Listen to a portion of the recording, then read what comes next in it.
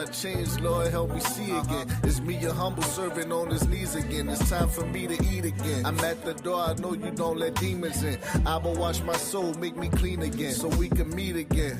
Cause I remember dark days and broken nights. I was living wrong and couldn't get it right, but I was always in your sight. And now I'm a thriller like I resemble Mike. Anyone, Tyson, Jordan, Jackson, know what I mean? You looking at lyrical Elohim, the flyest Jew that you ever seen with a dream.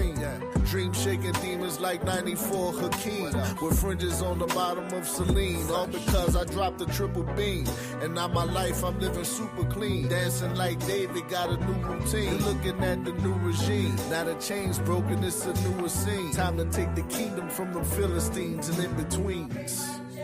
Yeah. Oh wait. Chef.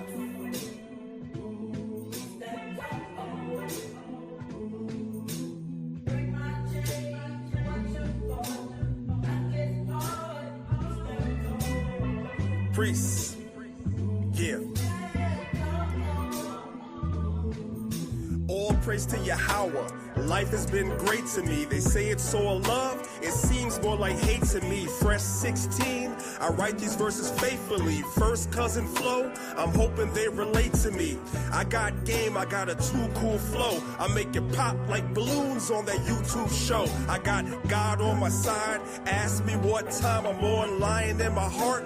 Rhino with an iron horn. Another man's word could never make him nervous. Breaking every chain and these generation curses that plague us and our offspring. That's what a priest will do. Not afraid of war, but I'd rather be at peace with you. If trap is on the track, it's gonna be lit for you. Call Roe up, and then he'll write a hit for you. Current state of rap, it's sad to say it's pitiful. The end is almost here, it's gonna get critical.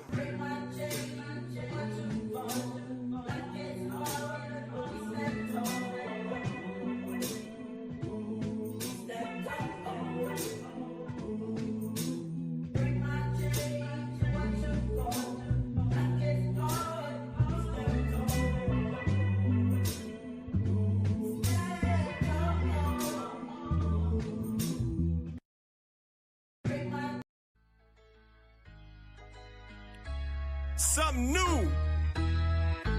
It's that priest mode. It's that chef talk. Let's get it. Soldier, carry on. There's no giving up.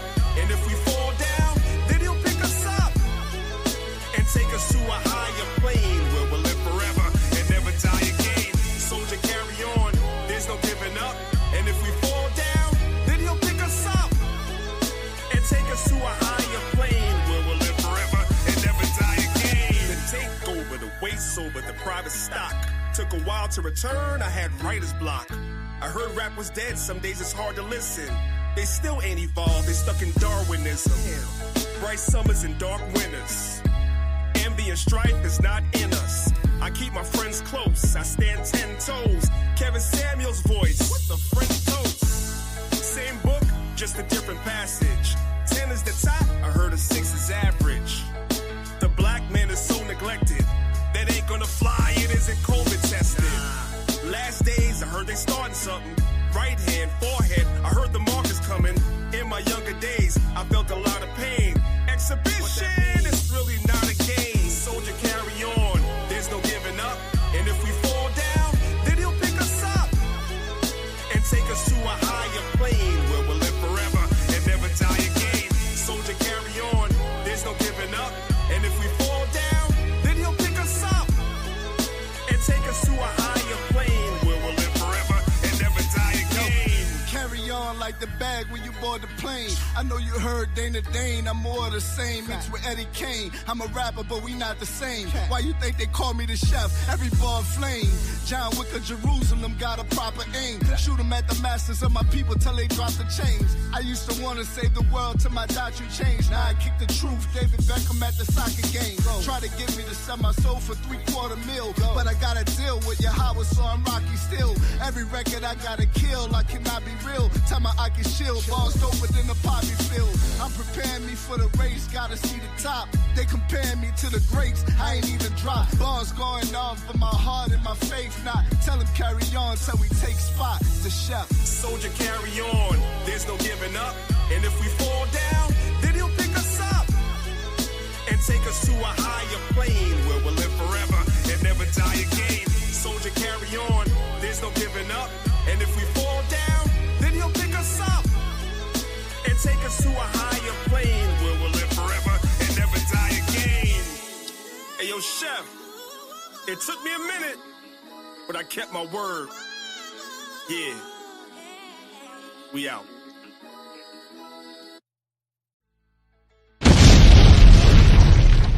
Something new. It's that priest mode. It's that chef talk.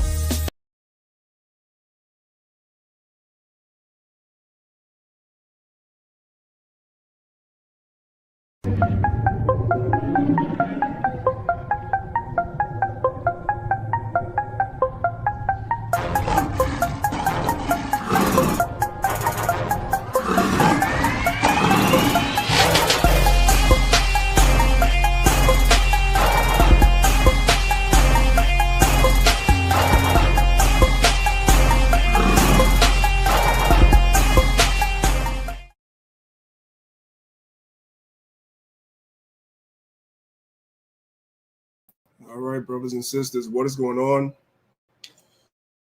What is going on, my beautiful Israelite brothers and sisters? Welcome to another Lions of Israel Saturday morning class. I want to give all praise, honor, and glory to the Most High God, Yahweh, the supreme intellect of the universe, and I do so in the name of his only begotten Son, Yahweh Shai, who the world calls Jesus Christ. I want to say shalom to everybody listening to us on all our YouTube platforms, Maccabees TV, as well as the Lions of Israel class. I'm going to shout you guys out. Please make sure you guys subscribe to the YouTube channels. Please hit the notification bell so you guys can be notified every time that we go live. And of course, drop a comment in the comment section and greet your fellow Israelites, fellow brothers and sisters. I also want to shout out our family that's watching us on Clubhouse as well. I should say listening to us on Clubhouse as well. Make sure that you guys ping people to the room. The link to today's class is at the top of the room, so if you guys want to come over and watch the PowerPoint, you guys definitely are welcome to do so.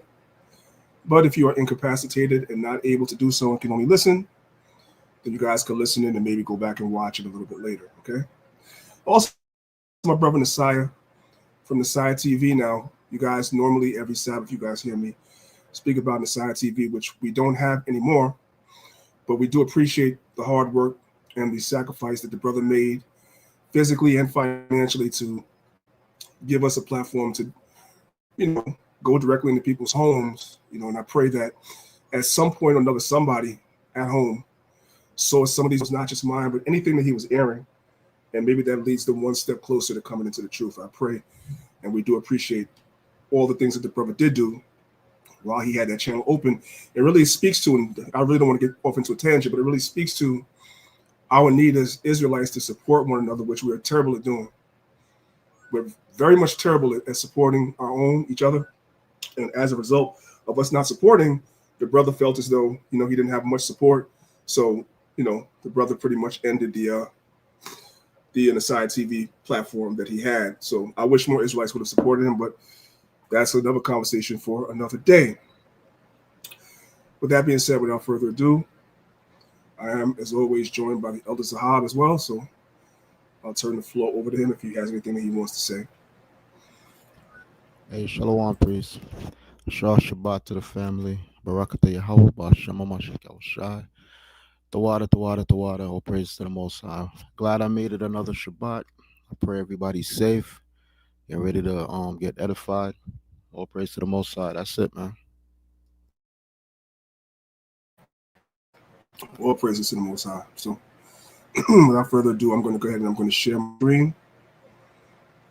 All right, and we're going to get started.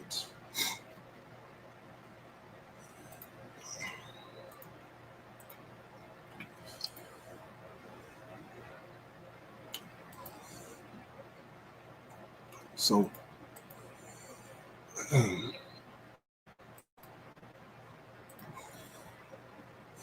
Today's lesson is called Revelation chapter 6 and the end of the world. I kind of wanted to continue on the same path that I started off on last week. I'm not going to dive so much into the technology and the AI as much today. I will touch on it briefly. I'll get back to that next week, but I kind of wanted to go along the same vein as to talking about end time prophecies, because this is how we know that we are in the end times, not based on the date on the calendar, but based on the current events that are going on in the world.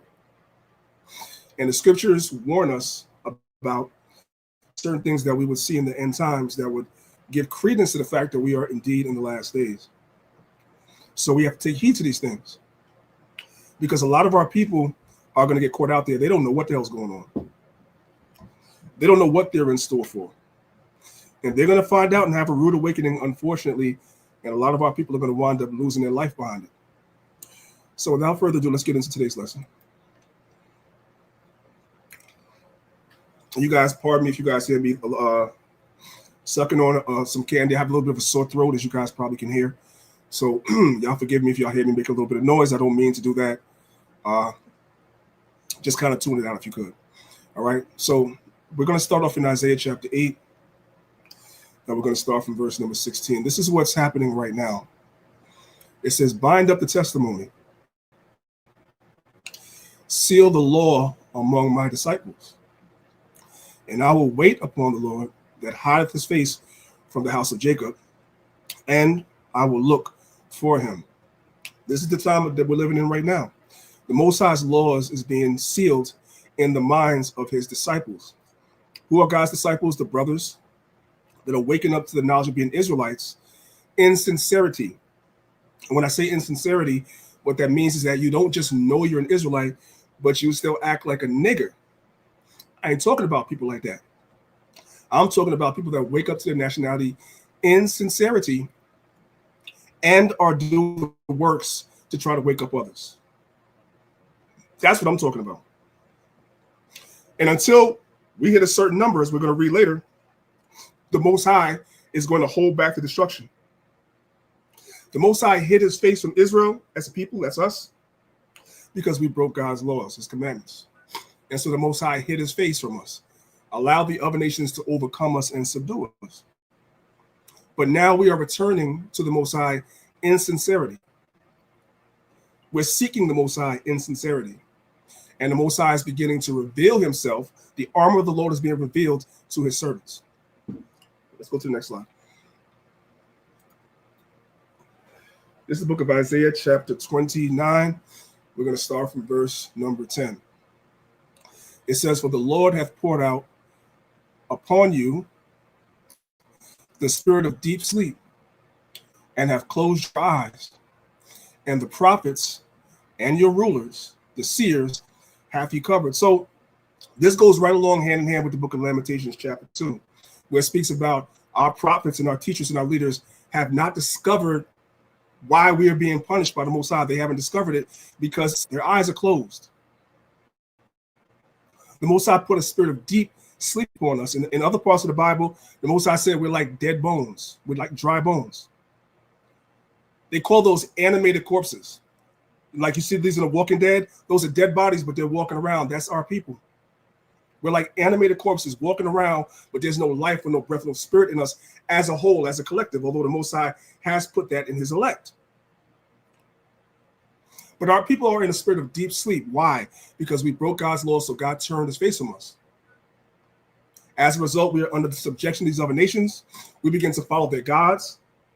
We begin to follow their customs, their ways, and we done forgot who we are. As a people, we don't know. That's why we always say if you ask 10 different black people their nationality, you're going to get 10 different answers. That's of people that are asleep. There's no other race or nation of people that you can say that about, right? We were talking on Clubhouse, I want to say about maybe a month ago now, give or take. And one of the things that kept coming up on Clubhouse was the fact that Black Christians are the only ones that reject their blackness. Meaning that Pastor Philip Anthony Mitchell, down, I believe it's in Atlanta, right? He gave that speech at his church and said, this is not a black church. And a lot of black Christians were praising and applauding him. But it's funny because you have Arabs that claim to be Christians. Not every Arab is a Muslim. You have Arabs that claim to be Christians, but they still claim to be Arabs at the same time. You have Chinese that claim to be Christians. They're still Chinese at the same time. Indians, white people, you name it. Samoan people, whomever, you name it. Everybody still can separate what they believe in from their world experience and their worldview. And I was telling you, it's funny because this is relatively new. Because when you go back and you look at the so-called civil rights movement, the black Christians still knew they were black, even though they were Christians. So this is a new thing amongst the Christians. It is a spirit of deep, deep sleep. Verse 11. And the vision of all is become unto you as the words of a book that is sealed, which men deliver to one that is learned. That's your pastors, your preachers. They all go to seminary school, so they're supposed to be learned. You have people that have PhDs and doctorates. I'm talking about pastors and bishops. PhDs, doctorates, all types of degrees, but no understanding. And the vision of all is become unto you as the words of a book that is sealed, which men deliver to one that is learned, saying, read this, I pray thee. And he saith, I cannot, for it is sealed. The understanding of the Bible is sealed to a lot of these Christians. That's why when we have conversations with them, they can't understand what we're saying, which is plain, because their understanding has been sealed. The book, I should say, has been sealed, and the Most High has put a spirit of deep sleep on them. Reading on verse 12. And the book is delivered to him that is not learned, saying, read this, I pray thee. And he saith, I am not learned. Wherefore the Lord said, for as much as this people draw near me with their mouth, because that's what our people do. The majority of our people claim to believe in God in one way or another, although I will say that atheism is pretty much on the rise in our community a lot as well. It's on the upswing, I would say, over the last maybe 20 years. But for the most part, most of our people are still believers in God in some way, shape, or form. At least they confess that with their mouth. And with their lips do honor me, but have removed their heart far from me. Right? You have people that will be in the club on Sunday popping that thing on a Saturday night, half naked, doing God knows what. And then on Sunday, they go to church the next day and they're filled with the Holy Spirit and praise dancing and speaking in tongues. And it's all a show because their mind is removed far from God. And so when brothers go out in the highways and the byways and they teach, a lot of our people their spirit is convicted when they see brothers teaching, and they get upset because their heart is truly removed from God. They say they believe in God, but they don't want to do what God says. You're a Christian until the Bible comes open, and then you become an unbeliever. And their fear towards me is taught by the precepts of men. You depend more on what your pastor says as opposed to what the book says. And when we show you what the book says, if it doesn't line up with what your pastor said, you don't want to believe the book. You arguing with the Bible. It's crazy. Let's go to the next slide. This is Daniel chapter 12. We're going to start from verse number 1. It says, at that time shall Michael stand up, the great prince, which standeth for the children of thy people. There shall be a time of trouble such as never was since there was a nation, even to that same time. And at that time thy people shall be delivered, everyone that shall be found written in the book. Verse 2. And many of them that sleep in the dust of the earth shall awake, some to everlasting life, and some to shame and everlasting contempt. And they that be wise shall shine as the brightness of the firmament, and they that turn many to righteousness as the stars forever and ever. Who's the many that turn people to righteousness? Us. That's what we do. Every time we hit the streets and teach, that's what we're doing.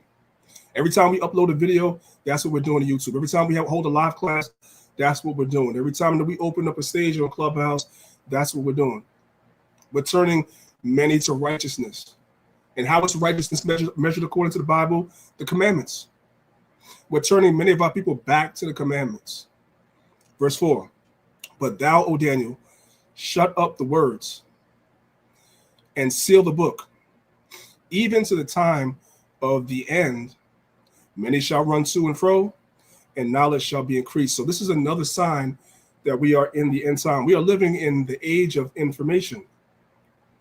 No longer do we have to rely really on anybody to really teach you anything in reality, if you want to be serious, right? Like for instance, I'll give you a perfect example, right? I spoke about the pastors that go to seminary school.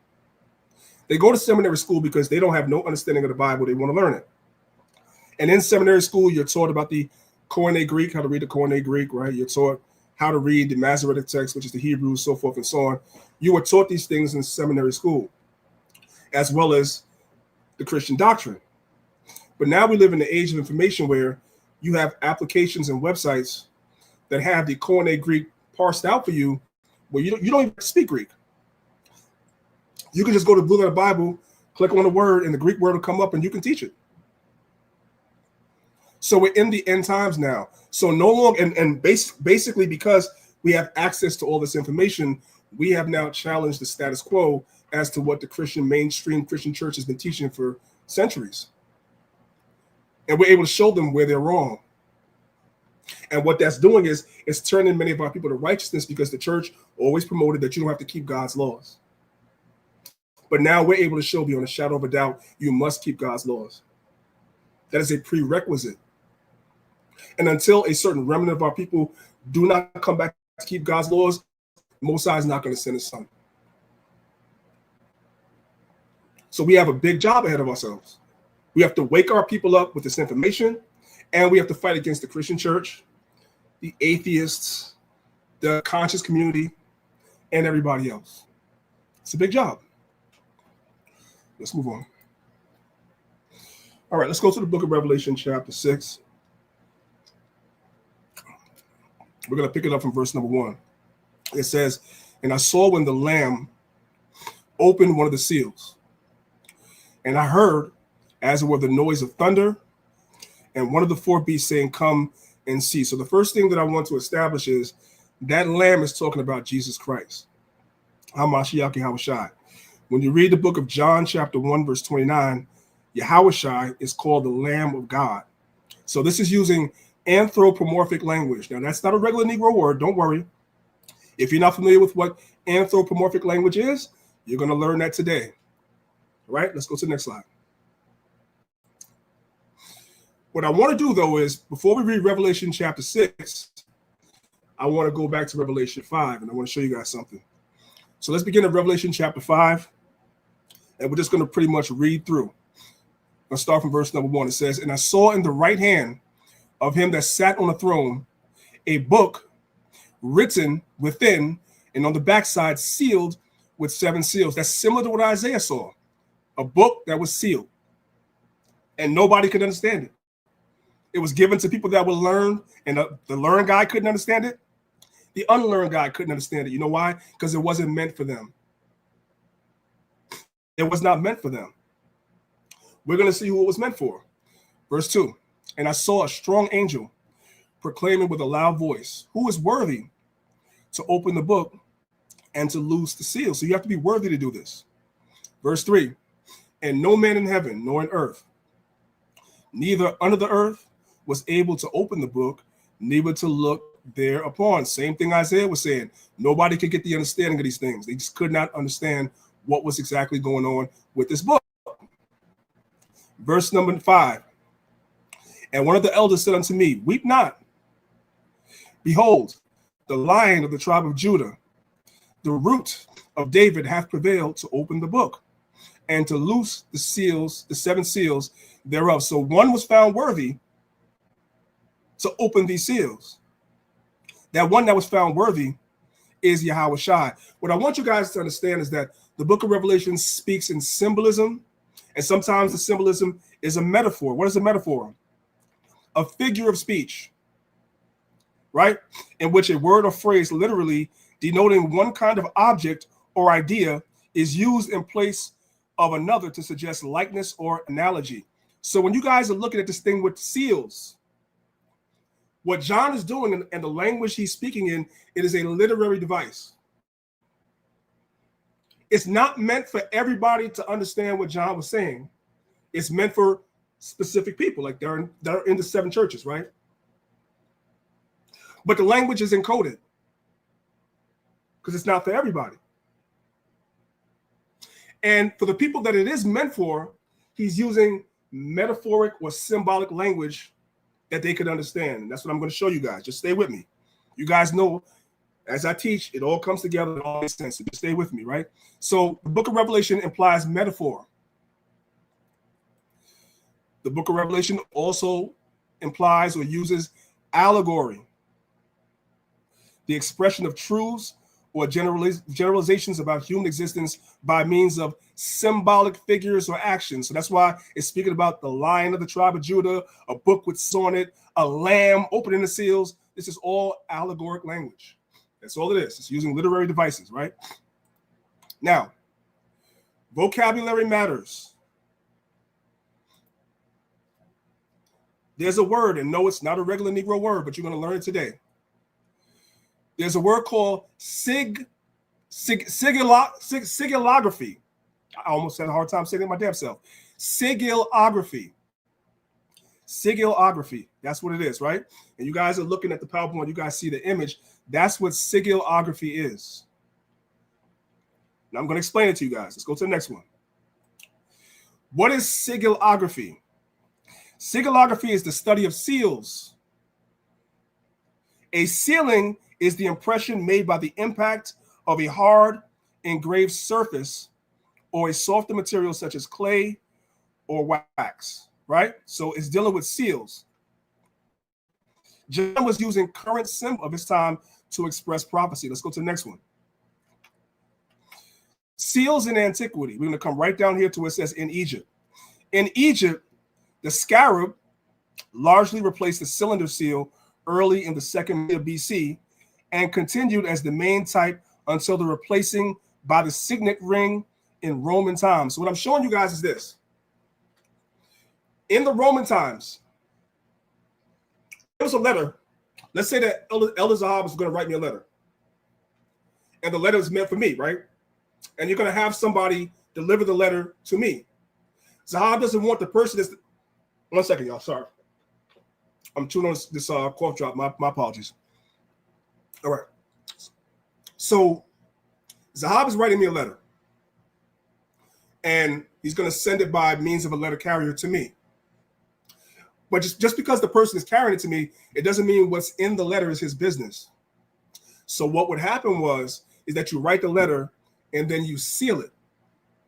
And the only person that should loose the seal of the letter that's coming to me is me.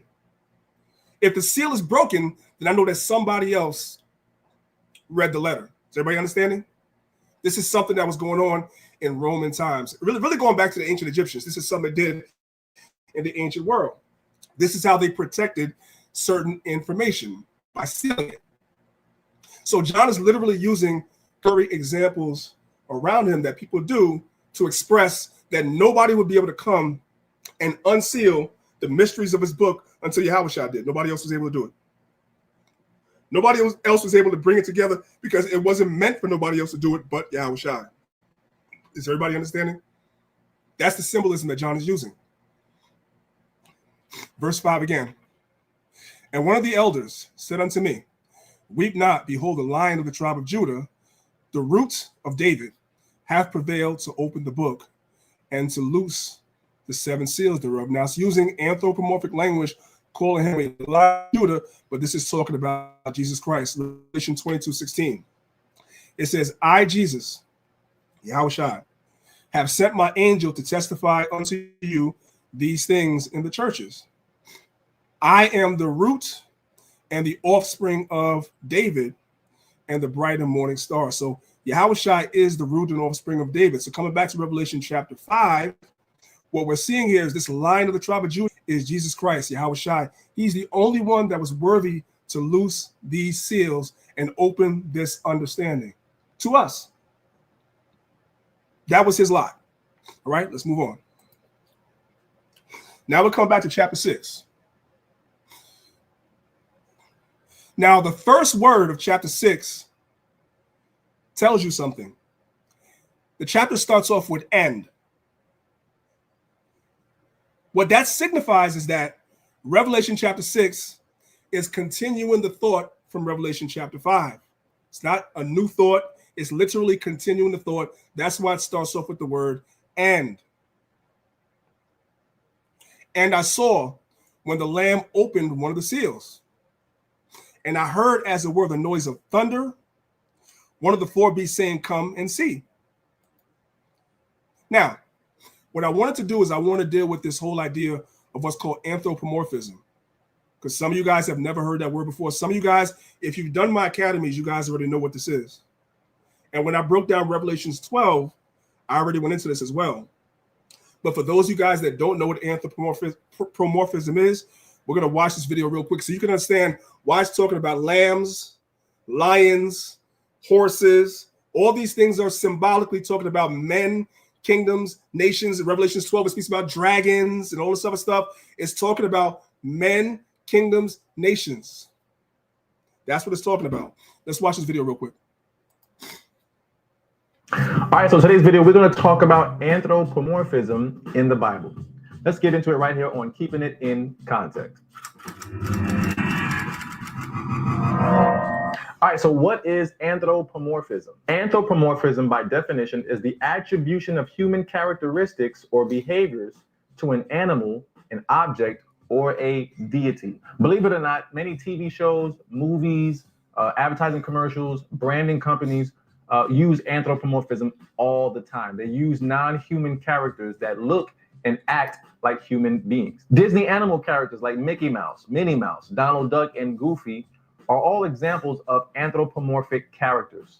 The movie Cars, with characters such as Lightning McQueen and Mater, Simba, Mufasa, Scar, and all the other talking animals from The Lion King are all examples of anthropomorphic characters. Tony the Tiger, who lets everybody know that Frosted Flakes are great, is a perfect example. Geico, with the talking lizard, is an anthropomorphic character that the company uses. Even Chester the cheetah, who is a smooth-talking, fashionable, anthropomorphic mascot for the Cheetos brand.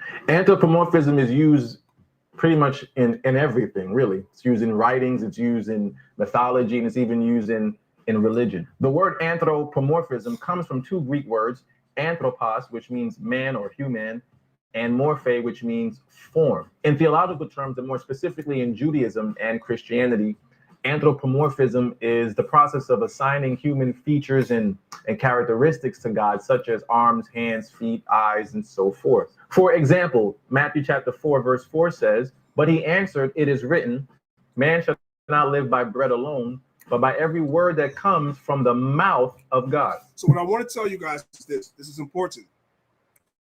One of the reasons why John uses anthropomorphic language, where he gives animals like human characteristics and everything, is because you had something called the Pax Romana in ancient Rome. And basically, it was considered treason to speak against the Caesars or to speak against Rome in and of itself, right? So rather than come out and speak directly on Rome or anything concerning Rome or the Caesars or what so forth and so on, John would use anthropomorphic language. That's what he's doing. He's getting around it by encoding it in anthropomorphic language. Does everybody understand that? That's exactly why he does it. And it really, Daniel does it as well in Daniel chapter 7, Daniel chapter 8, and I believe Daniel chapter 9 as well, and Daniel chapter 11. Second Esdras does it in chapters 11, 12, and 13. So we see anthropomorphic language all throughout the scriptures. And then on top of using anthropomorphic language, they also, as they would disseminate these scrolls amongst themselves, they would use seals to seal it, because the information was not meant for everybody. It was meant for a specific audience. So that's what's happening. All right? All right. I think everybody understands, so let's move on. Now that we understand what anthropomorphism is, I want to look at Psalms chapter 20, verses 6 through 8 real quick. It says, "Now know I that the Lord saveth his anointed. He will hear him from his holy heaven with the saving strength of his right hand. Some trust in chariots and some in horses. But we will remember the name of the Lord our God. Chariots and horses represents power and strength and salvation. That's what it represents. Some people trust in that. Like if you have like America trusts in that. America has one of the greatest armies in the world. Its army, its navy, its air force is probably one of the best in the world. I'm not going to say the best because Russia's is good. China's is good. So I'm not going to say the best, but America trusts in horses and chariots, meaning in its power. That's what it does. And a lot of people trust in America because of its military might. But we, the Israelites, the anointed, we're supposed to trust in the Most High. So what I'm showing you guys is that this is all symbolic language. Horses just represent either people, kingdoms, nations, or power. That's it. All right, let's go to the next slide. So again, Revelation 6, verse 1, it says, "And I saw when the Lamb opened one of the seals, and I heard it were the noise of thunder, and one of the four beasts saying, 'Come and see.'" Now, I want you guys to look right here. I looked up that word seals in the Greek, and it means seals placed upon books. It's the same thing Isaiah said in Isaiah chapter 29. It's the same idea.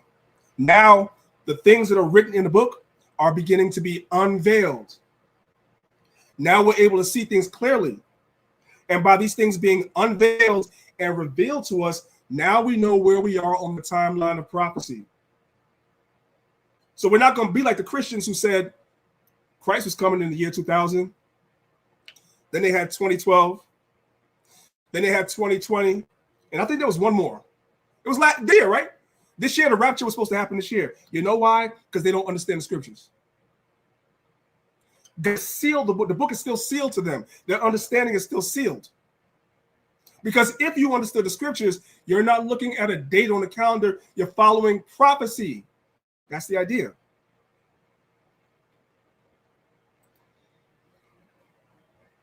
I want to look at Deuteronomy 29:29 real quick. It says, "The secret things belong unto the Lord our God, Yahweh.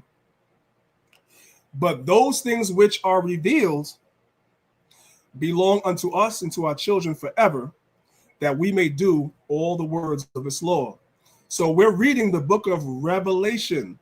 The word revelation means to be revealed. The seals are now being opened, and our understanding of what's going on in this book, the Most High is giving it to us and showing us where we are in the timeline of prophecy. Let's go to the next slide.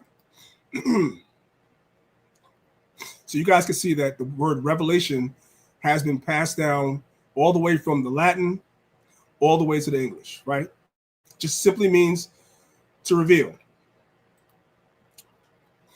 This is a did you know, though.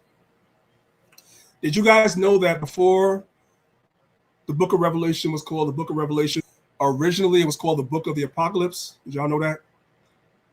Or the Apocalypse of John? That's what it was called. And then they finally went with the name Revelation. Now, that doesn't really mean a whole lot because when you look up the word apocalypse, it means the same thing, to disclose. So apocalypse and revelation are synonyms. They're different words, but they pretty much mean the same thing. They pretty much mean the same thing. Right here, you guys can see you have apocalypse here, and one of the synonyms is revelation or disclosure. Now, when you guys look right here, in our English Bibles, our book is called Revelation, right? But in the Spanish Bible, it's still called the book of the Apocalypse. See right here? Apocalypsis. It's still called the book of the Apocalypse. All that stuff just means to be revealed. So things are being revealed in this book. That's the idea. Now, why is the unveiling or revealing so important? Well, the unveiling is important. Let's go to the book of Revelation chapter 7 real quick. It says, "And after these things I saw four angels standing on the four corners of the earth, holding the four winds of earth, and that the winds should not blow on the earth, nor the sea, nor any tree. And I saw another angel ascending from the east, having the seal of the living God. And he cried with a loud voice to the four angels, to whom it was given to hurt the earth and the sea, saying, Hurt not the earth, neither the sea, nor the trees, till we have sealed the servants of our God in their foreheads. And I heard the number of them which were sealed, and they were sealed 144,000 of all the tribes of Israel. So we have to be sealed. When I say we, I'm not counting myself as a part of the number, because none of us know if we are of the elect, but we're striving for it. But the idea is that this information must be revealed so that God's servants, whomever they may be, are sealed. And once God's servants are sealed, then the destruction is going to come. Then things are going to escalate. That's the idea. So Yahushua was the one that would come and loose the seal, unveil the understanding of what's taking place in scriptures, so that we can understand exactly where we are along the timeline of prophecy. Does everybody understand? And not only that we know where we are in the timeline of prophecy, but also with this understanding, we go out and we seal these servants. Because when the Bible says servants have to be sealed, God the Father is not coming off the throne to do that. That's what we're here for. We're the vessels that the Most High has given the understanding to go out and teach the people. That's the idea. Remember, Yahushua said he sent his servants out to bid people to the feast. That's our job.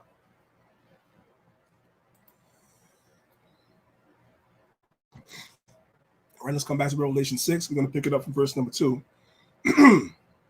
And I saw, and behold, a white horse, and he that sat on him had a bow, and a crown was given unto him, and he went forth conquering and to conquer. Who is this? This is Yahushua. Yahushua is coming to conquer. I don't know why Christians think that when Yahushua come back, he's going to be handing out roses and daisies and shaking hands and taking pictures with babies. Absolutely not. When Yahushua comes back, Yahushua is coming to conquer. Let's jump over to Revelation 19. We're going to start from verse number 11. It says, and I saw heaven open, and behold, a white horse. Same white horse that we're seeing in Revelation 6 is the same white horse we're seeing in Revelation 19. And I saw heaven open, and behold, a white horse. And he that sat upon him was called Faithful and True. And in righteousness he doth judge and make war. That's the same thing it says in verse 2 of chapter 6. Christ is going forth from conquering and to conquer. Christ is coming to judge and make war. Verse 12. His eyes were as a flame of fire, and on his head were many crowns. And he had written that no man knew but he himself. And he was clothed with a vesture dipped in blood. And his name was called the Word of God. Verse 14. And the armies which were in heaven followed him upon white horses, clothed in fine linen, white and clean. So what I want you guys to understand is that when Yahweh is back and the angels, they're going to be in white garments, according to the vision that John is seeing.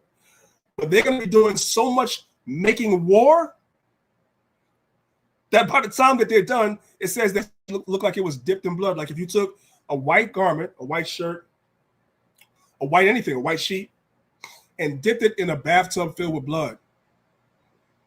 That's how his garment is going to be looking.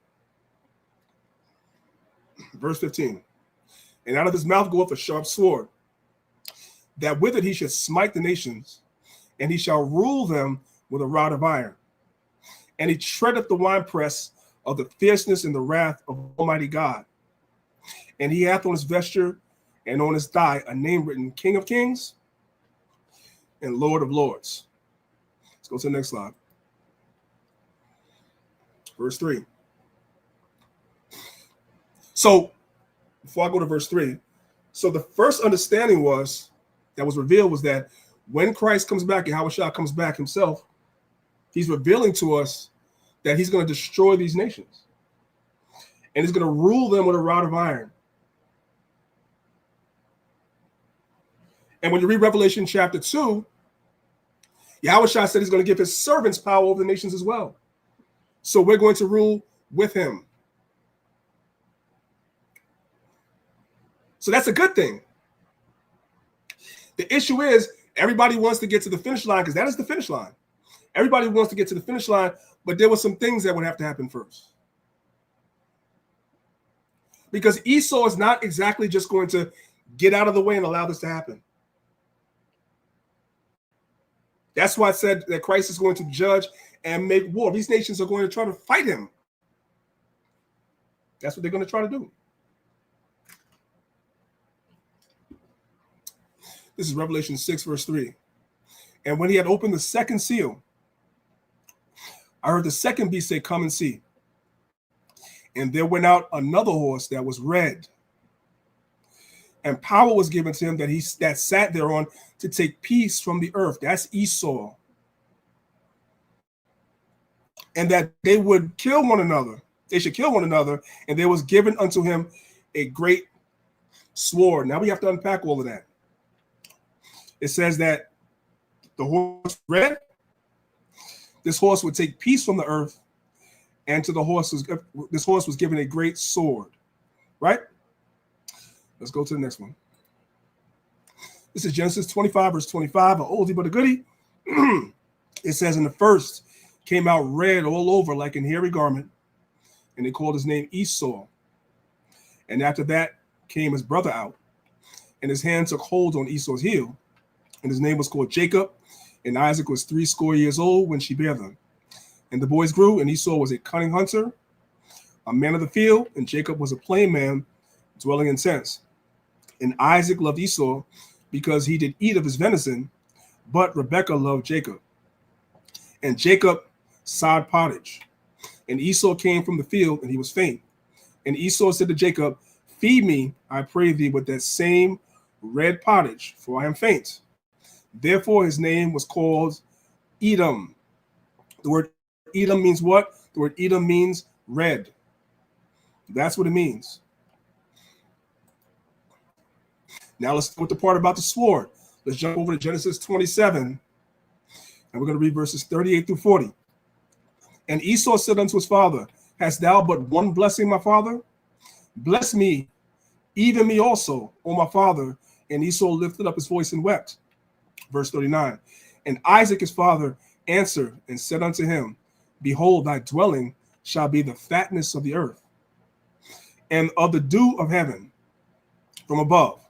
And by thy sword shalt thou live, and by thy sword shalt thou live, and shalt serve thy brother. And it shall come to pass, when thou shalt have the dominion, thou shalt break his yoke off thy neck. So Esau was given the blessing of the sword, and Esau has used his military expertise, let's just call it what it is today, to conquer the world.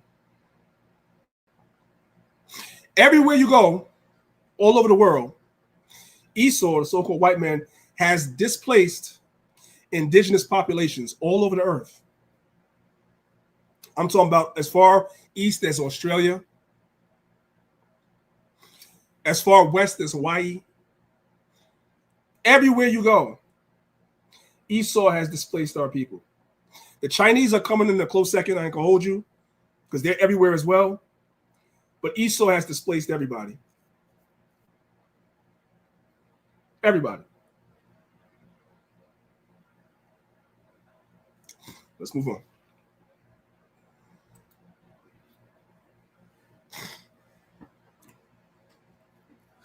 I want to look at Daniel chapter 8 concerning Esau taking peace from the earth. I want to look at Daniel chapter 8. We're going to read verses 23 through 25. It says, And in the latter time of their kingdom, when the transgressors are come to a full, a king of fierce countenance and understanding dark sentences shall stand up. Now, this is dual fulfillment. In its primary context, it was talking about Antiochus Epiphanes. Antiochus Epiphanes, that's what it was talking about in its primary context. Right? But in its dual fulfillment, it's talking about today, Esau, in general. And it says they understand dark sentences. What is dark sentences? Dark sentences is prophecies. They don't have the spiritual understanding of the book the way that we do. But many of the prophecies in the Bible are pretty much plain. And they understand them. And so one of the main things that they see going on is the establishment of the government of Israel being established right in front of their eyes while their kingdom is still standing. They're seeing repentant Israelites worldwide returning to God's laws, despite the hundreds,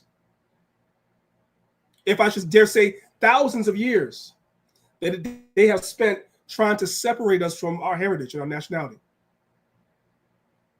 And the millions and billions of dollars they have spent to keep us away from this. But the Bible always said the dry bones would stand up on their feet. And those that see them, that great fear will fall upon them. The Bible always prophesied that.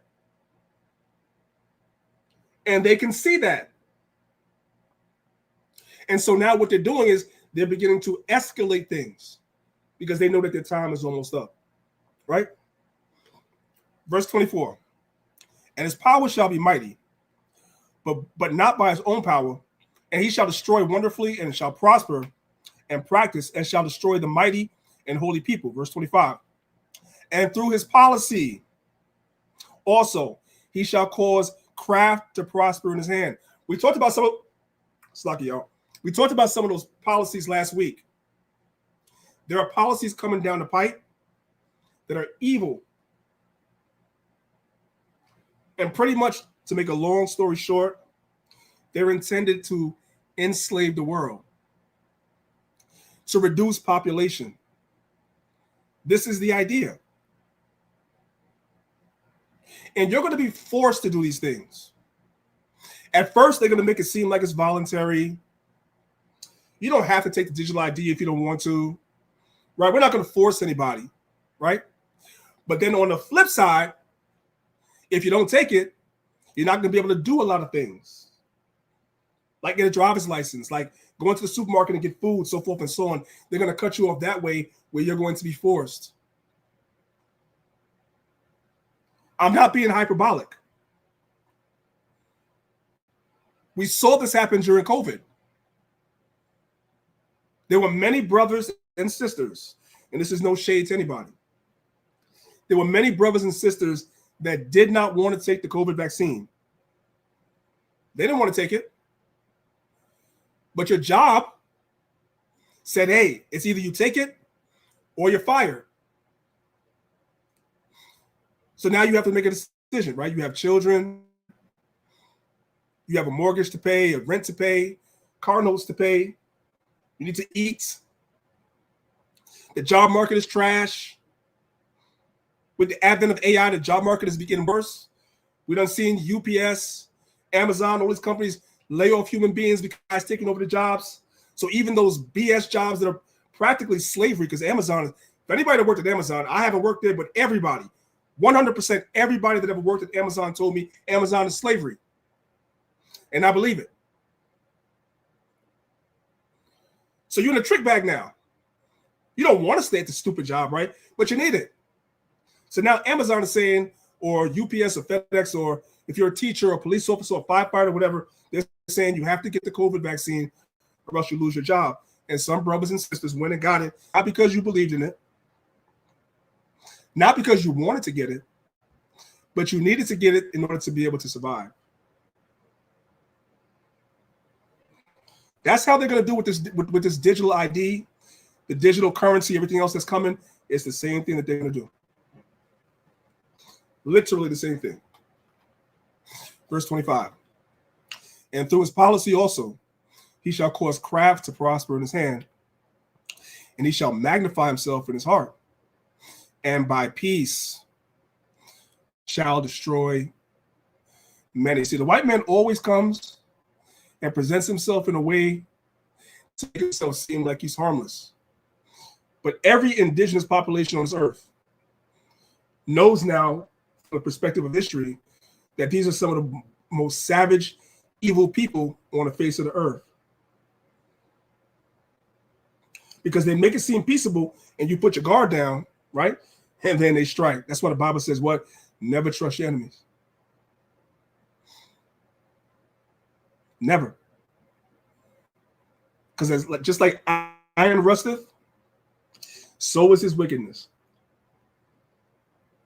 You buy something that's made of iron, right? Like for instance, I have plates that I use to when here at my house. I have some iron weights that I have, right? So when I bought the iron weights, they look good. They look very good. That's why I brought them. All it took for the iron to start rusting was just the right environment. So I had left the weights outside when it rained, right? So when you're talking about the rain itself, the humidity, right? All these different factors and the elements in the air, and I begin to see the iron starting to rust. That's Esau. Just give him time. And in the right environment, he's going to show you who he is. And our people have learned that the hard way throughout history. But it seems like we haven't learned enough right now. For those that's in tune with the news, Salakia. For those that's in tune with the news and TikTok, there's a civil war between the Republican Party. So all the black people and the Indians and the Latinos that voted for Trump, now that he's in office, the party is taking a harder turn right. And now the people that's running the Republican Party, really the most popular people, are all the way to the far right. You're talking about a group known as the Heritage Foundation. I ain't going to go into that today, but there's some of the most racist bastards you can know about. You have a guy by the name of Nick Fuentes, one of the most racist guys you could ever know about. And your boy Tucker Carlson gave him a platform last week. So the party is shifting further right and being more openly racist now that they won the election, and they use the stupid black people that believe somehow or another that they were included. And now that Esau is in power, he's showing you who he really is. The mask is off. That's how Esau has always been. Let's go to the next one. So for those that's watching the PowerPoint, when it speaks about Esau taking peace from the earth, that's a map of U.S. places around the world. And by the way, these are the reasons why the ancient Roman Empire fell, because Rome spread herself too thin.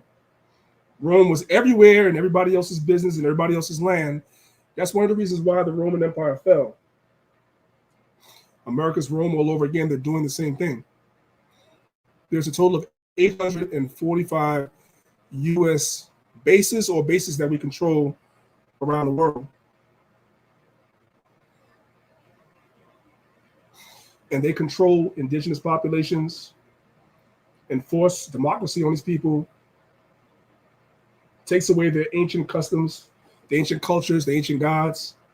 Next thing you know, the LGBT communities run around in these countries now, just like over here in America. Right? These countries are not allowed to have military to defend themselves. They force a central bank system in these countries. These are evil people. They steal the resources. Right? I always talk about it. Most of the, I don't want to say technology. I'll just say elements. That's a good word. Most of the elements that power your cell phone, or actually some of the primary elements that power our cell phones that we're so proud of, a lot of that stuff comes out of Africa. It does. All these jewels and diamonds and everything that especially our people go crazy over. We write songs and rap about it. All those things come out of Africa.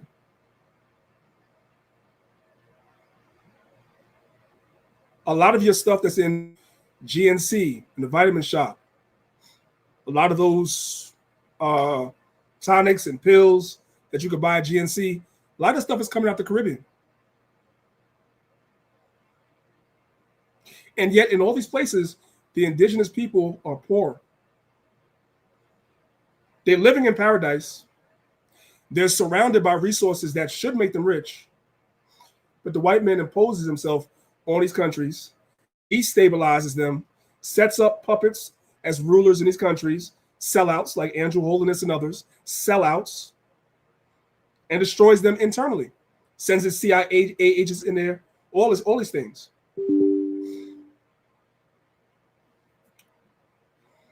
Let's move on.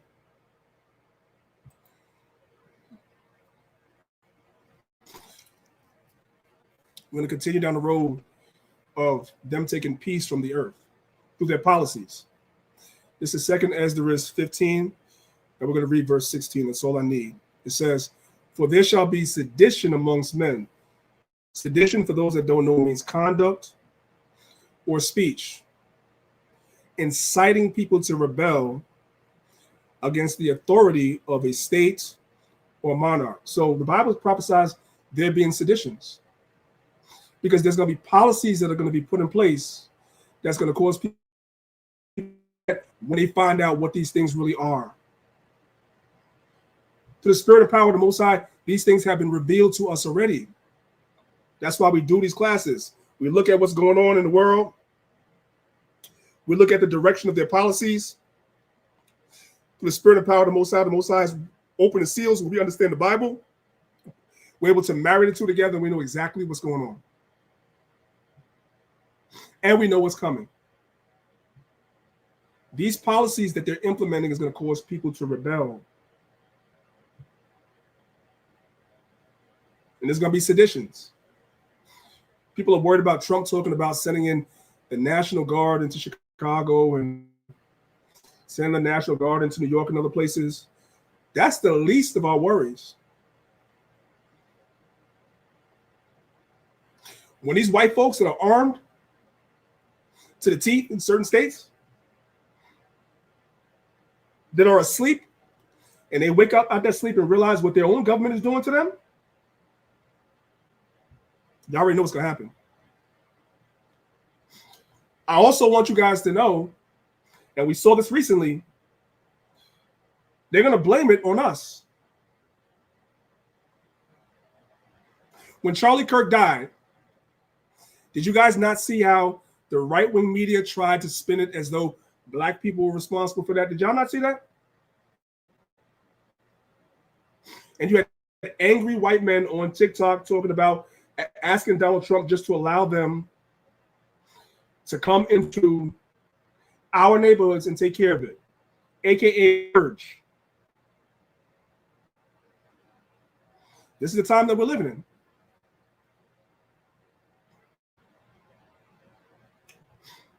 So it's going to be fighting amongst the people themselves, and then you're going to have other people fight against the government themselves.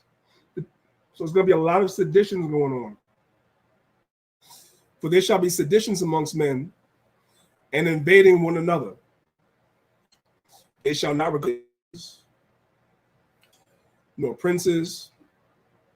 In the course of their actions shall stand in their power, meaning that the people that actually are doing these things, depending on how organized they are, depending on how many firearms they may have, how whatever they have, they're going to be able to do things that come together. And believe me, white folks all across this country are training and preparing for this. They've always been training and preparing. But the Negro, when I say Negro, I'm talking about all 12 tribes, all we want to do is be entertained and argue about frivolous BS that means nothing. Let's go to the next slide.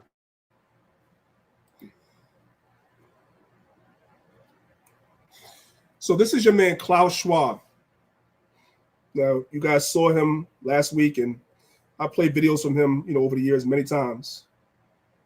Shout out to the good brother Kanai Shar for sending me some of these clips. And by the way, we've come to find out that Klaus Schwab is a Rockefeller. So this stuff that he's talking about makes sense. So in this video clip, Klaus Schwab is talking about transhumanism. What is transhumanism? Merging man with machine and making us one. That's the idea. Salakia. The book of Revelation speaks about that in Revelation 13. A mark in your head or your right hand. People try to ignore it as though they're not openly talking about this at the World Economic Forum. They're openly talking about this. Somebody come listen to this real quick, please. Somebody come and listen to this real quick. It's at the end, what the fourth industrial revolution will lead to is a fusion of our physical, our digital, and our biological identities. When I wrote the book, I started to write it for years ago. It was published 3 years ago. It was sold very interesting over 1 million times in the world. And what is interesting is that 800,000 copies, more than 800,000 copies of those 2 million were sold in 3 countries alone: China, Japan, and South Korea. And these countries are already way advanced in this whole digital revolution, this fourth industrial revolution that they're talking about. Those countries are already far ahead in that, as we're going to see. You may be interested. Who was the biggest buyer with 16,000 copies at the same time? It was the Korean military. Because the fourth industrial revolution will have a major impact also on warfare. Mm-hmm. All right, let's go to the next one. So, Australia is now jumping onto the bandwagon as well. By the end of 2025, I believe, she's going to say in this video, you will not be able to go online in Australia without presenting your digital ID. You guys are about to hear that. And that's what I was telling you guys before. See, they're not going to come out and say, hey, if you don't get it, we're going to throw you in jail. No. How they're going to get people to go along with it is that the things that you love to do or the things that you might need to do, you won't have access to do those things if you don't comply. For example, let's say that you run a business. Nowadays, at least, I don't know, maybe 25% or more of a business's revenue comes through your website. But if you have no access to the internet, you can't run a business online no more.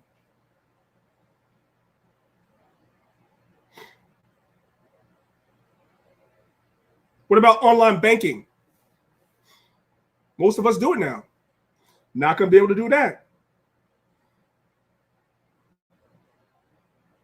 Slowly but surely, they're going to implement things and make it very, very difficult for you not to get this thing.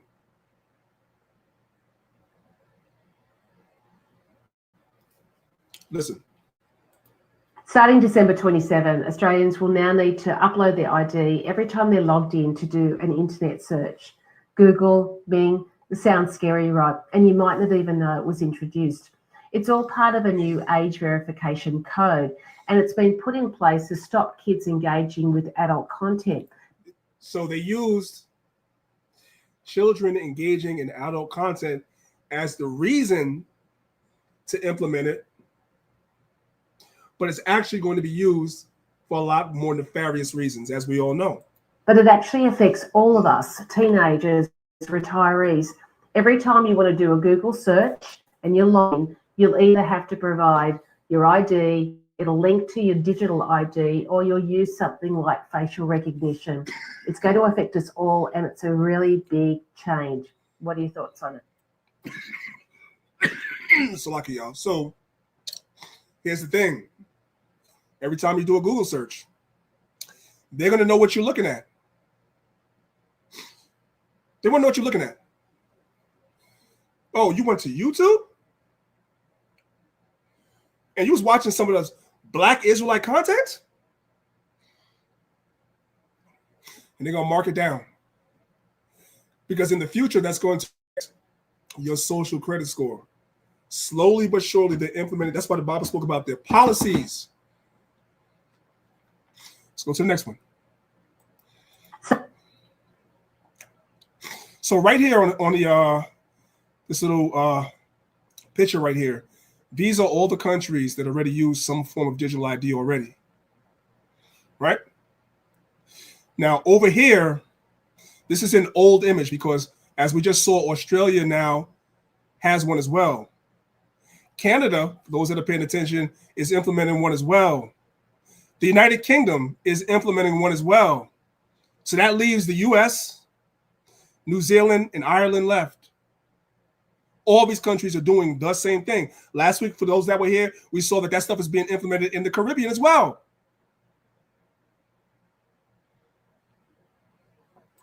Many skeptics warn that a digital ID is the end of democracy as we know it and an irreversible step into a dystopian future of firstly no cash, just a digital currency controlled by governments, potentially leading to a Chinese-style social credit system where government has the ability to control and restrict. I want y'all to put a bullet point in that. He said a Chinese-style social credit score system. The very next video is going to show how that works. How that works. So go back a little bit. Controlled by governments, potentially leading to a Chinese-style social credit system where government has the ability to control and restrict every single aspect of your lives, from where you go, how you travel, your healthcare, what you eat, control over your spending habits, a veto over your job prospects, and so on.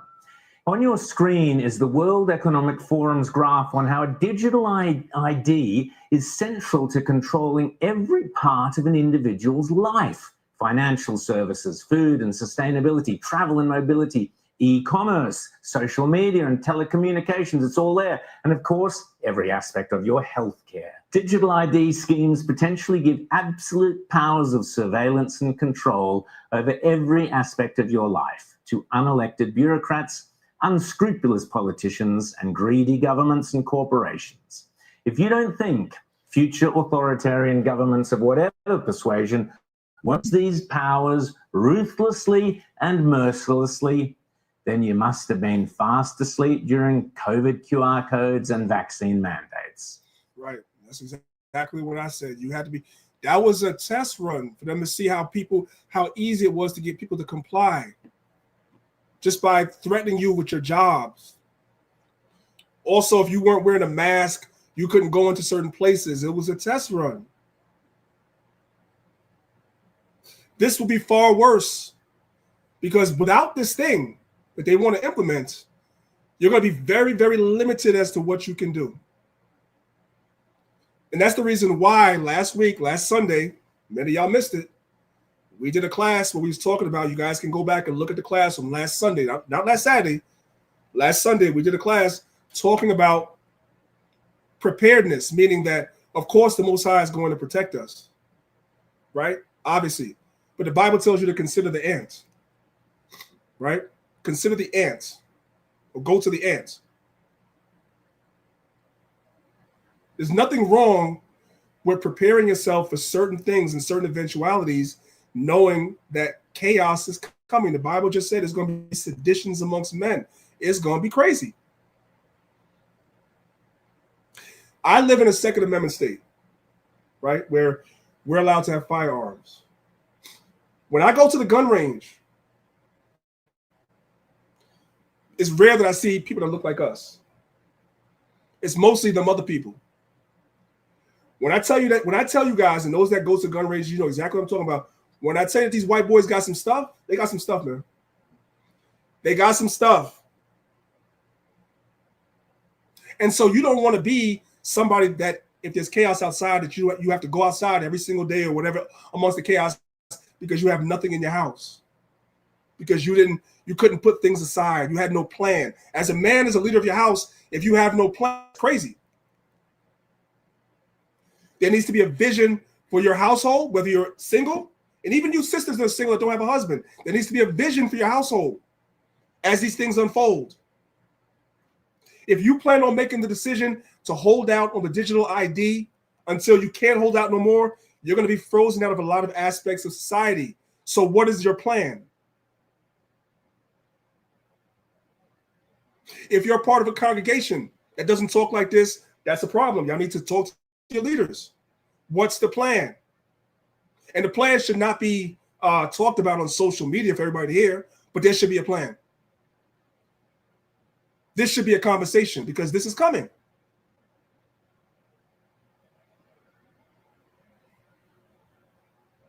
They want you online because then they can surveil everything that you're doing. What you're doing. Oh, you sent a donation to Lions of Israel. You support that. Okay. Social credit score goes down. You watched Priest Daniel's video? Or you went on Clubhouse and you was in a God First Gang room? Social credit score goes down.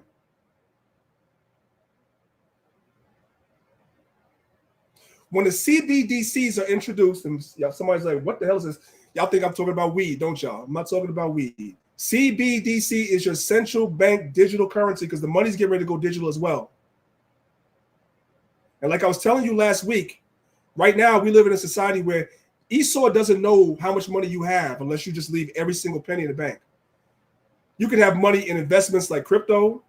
You can have money. You can have invested money in gold and silver, right? Bullion. Salaki. You can have money under your mattress. You can have money in a safe in your house. You can have money in your bank account. Like you have different ways where they can't really track how much money you have, right? They don't like that. They want to digitize the money so they know exactly how much money you have and what you're spending it on. And central bank digital currencies are programmable, meaning they could turn your money off if they don't like what you're spending it on. Now somebody says, well, I don't know about that. Let's go to the next video. So China is always the testing site for stuff like this. So as you guys are going to see in the video, she doesn't have a digital ID. So what does it say? She can't buy food.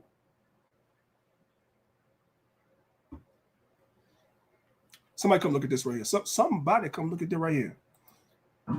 So the latest in this dystopian outrage that is now all of China apparently is I once again cannot buy food. A couple days ago, my uncle and my cousin helped me get a cell phone that is linked to a Chinese bank card so that I could buy anything. But now, apparently, it has been flagged for some reason, and I have to pass facial recognition identity. Y'all didn't catch that. Yeah, we're going to watch it again. We're going to watch it again. I need for y'all to be paying attention.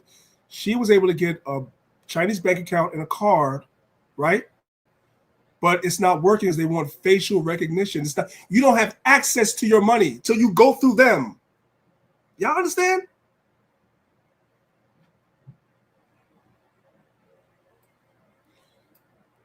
Latest in this dystopian outrage that is now all of China apparently is I once again cannot buy food.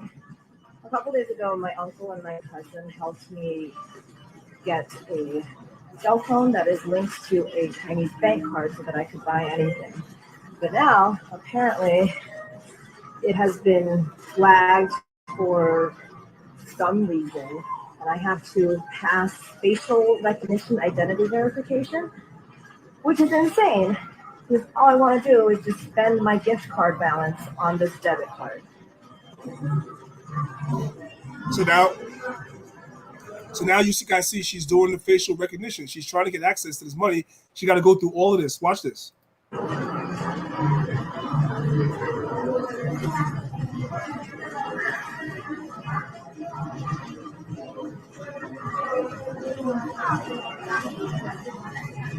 Tell her to open her mouth.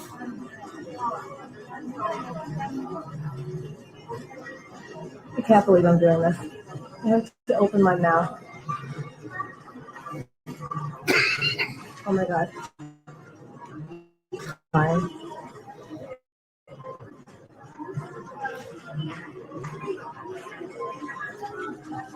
And it failed.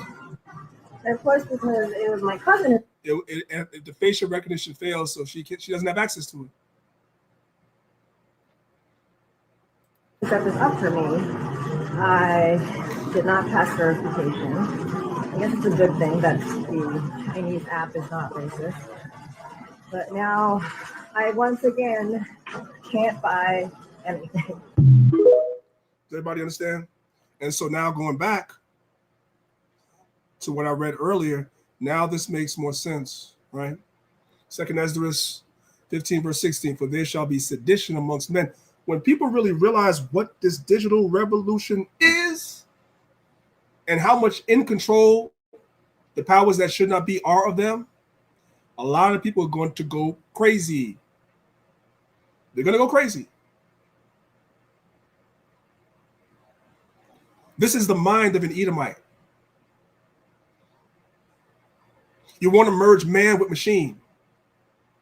That's why the good brother Kanai Shaw said something, and it really made sense. It resonated with me. It was a simple statement, but it resonates with me. When you look at what Esau is really planning on doing, it makes perfect sense why the Bible says there shall not be any remaining of the house of Esau. Every other nation is going to receive a form or a modicum of mercy, but Esau is getting completely wiped out. You can't even have people that think like this on the planet at all, because this is crazy.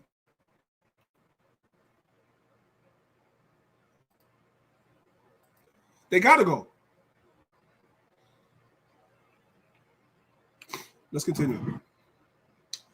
All right, let's pick it up. Revelation 6, verse 5, it says, and when he had opened the third seal, I heard the third beast say, come and see. And I beheld, and lo, a black horse, and he that sat on him had a pair of balances in his hand. Now, balances represent scales.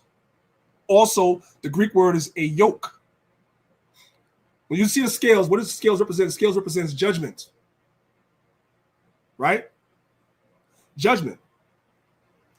Let's read what it says right here. It says, the term is used in Revelation 6 and 5 in the New Testament, where the rider of the black horse has a pair of scales or a yoke in his hand. The picture of the black horse as a rider and scales represented a prophecy of famine, when the food staples will become cruelly expensive and money would be inflated and buy very little. For example, a day's wage, a denarian, would purchase only a small measure of wheat for bread. It would be a time for closely checking and watching all scales, balances, and measuring devices. People would weigh carefully even the cheaper barley. So basically, again, this is, to me, this is dual prophecy. These things hit our people, the famines, all these things happened to our people in 70 AD. This is what happened to them. And this is what's going to happen to our people again in this modern time. We were brought to America. We became slaves. They put yokes of iron on our neck, right? And then they let us out of slavery and put the yokes of iron on our minds. So we no longer have to be in physically slaves anymore. Yahushua came and loosed the seals. The understanding is beginning to come out. And so now Esau is getting ready to come down with great wrath because he knows he has but a short time. We received our judgment. Now it's time for Esau to receive his. When you look at this idea of balances in the hand, right? Again, as I told you guys earlier, all this is symbolism that was contemporary to the Romans. The Romans had a goddess called Lady Justice. The goddess Justita. The origin of Lady Justice was Justita, the goddess of justice within the Roman mythology. Justita was introduced by Emperor Augustus and was thus not a very old deity in the Roman pantheon. Justice was one of the virtues celebrated by the Emperor Augustus, and a temple of Justita was established in Rome by Emperor Tiberius. Justita became a symbol for the virtue of justice with which every emperor wished to associate his regime. Emperor Vespasian minted coins with the image of the goddess seated on the throne, etc., etc. But you guys get the idea. So he's using symbolism in the scriptures to speak about justice that was going to be done. The first justice that was done was the Most High destroyed us as a people and allowed us to go into slavery for breaking God's laws and allowed these nations to rule over us because we willingly turned our back on the Most High, so the Most High hid his face from us. But these same nations that did this to us, the Most High is also going to judge them. Because Esau went way, way, way, way too far. Esau has destroyed the earth. Literally. The water, the air, the animals. He's removed ancient landmarks, and people are not even living in their ancient lands that they were living in. He's destroyed the people.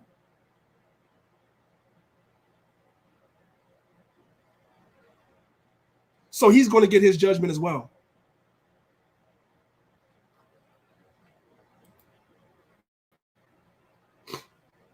This is 2 Ezra chapter 16.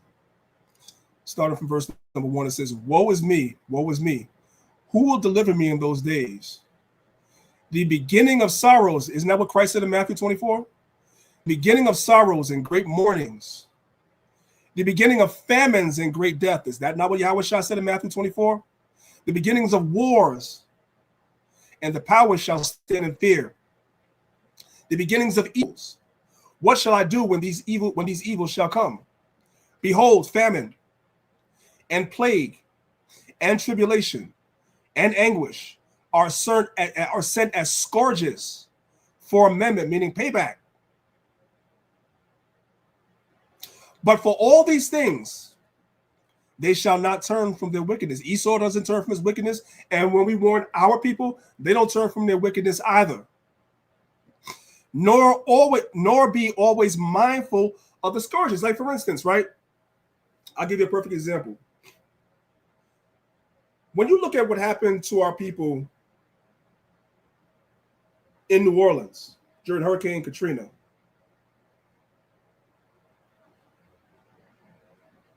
you would think that our people, after such a devastating event would happen, would really be more mindful of the Most High and to change their ways. But they didn't. They didn't.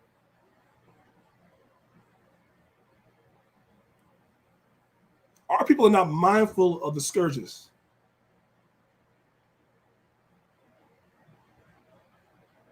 I was looking at, and I'm sure a lot of you guys seen it, I was looking at Hurricane Melissa in Jamaica.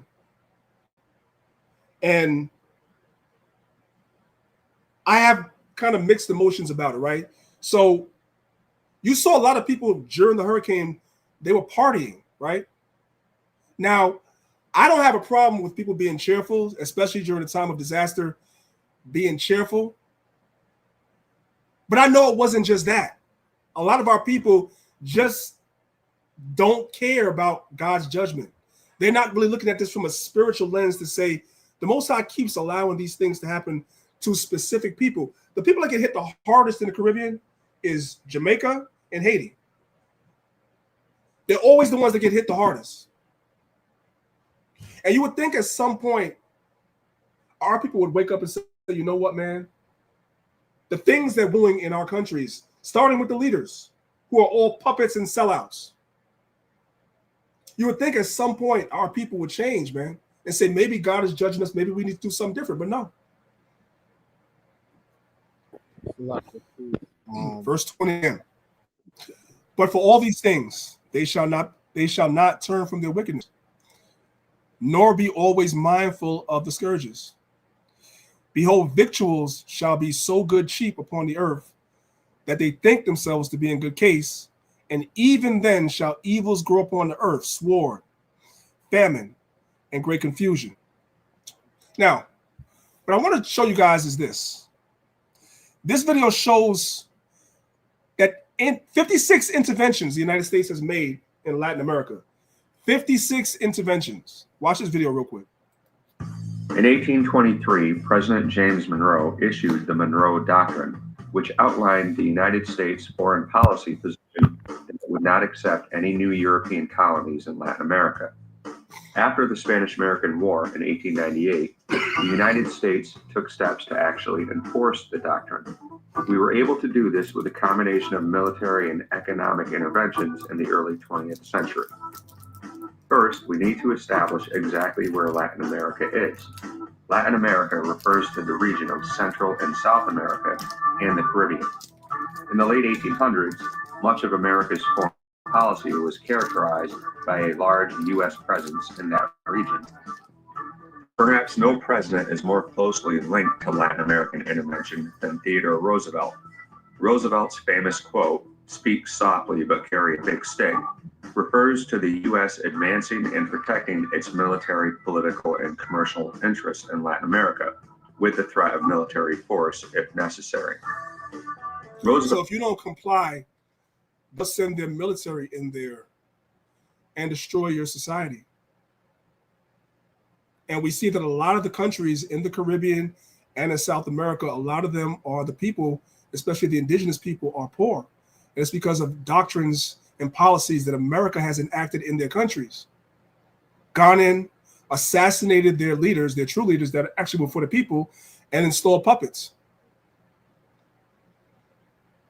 This is another way that you know the Esau, the so-called white man, is Rome all over again, because when you read in the book of First Maccabees, it tells you that that's what the Romans did. The Romans did the same thing. Roosevelt took the Monroe Doctrine a step further by adding the Roosevelt Corollary to the Monroe Doctrine. The Roosevelt Corollary stated that if Latin American countries' foreign or domestic policies threatened U.S. interests, then the United States had the right to intervene and settle any disputes. They had the right to come into your country and quote unquote intervene and settle any disputes. In other words, get rid of the people that's not in their interest and install puppets. That's what they do.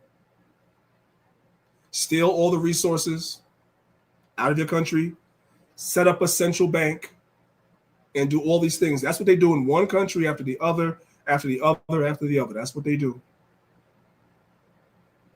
And the populations are impoverished.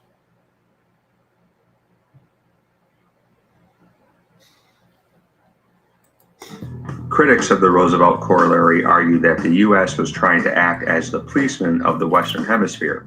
This is a characterization that Roosevelt had no problem with. Roosevelt's Latin American policy is perhaps most evident in the building of the Panama Canal. For many years, building a canal to open a passageway from the Caribbean to the Pacific was seen as vital for American strategic and commercial interests. The proposed site was the Isthmus of Panama, which at the time in 1903 was part of the South American nation of Colombia. When the U.S. first proposed building the canal, the Colombian government refused. Unable to reach an agreement with them, the United States sent a warship to support a rebellion by the Panamanian people against. Right. They sent in somebody to cause chaos so they can install their puppet. The Colombian government. A lot of the turmoil you see around the world, a lot of the chaos you see, it's because of the CIA and the Mossad and people like those. It's because of that.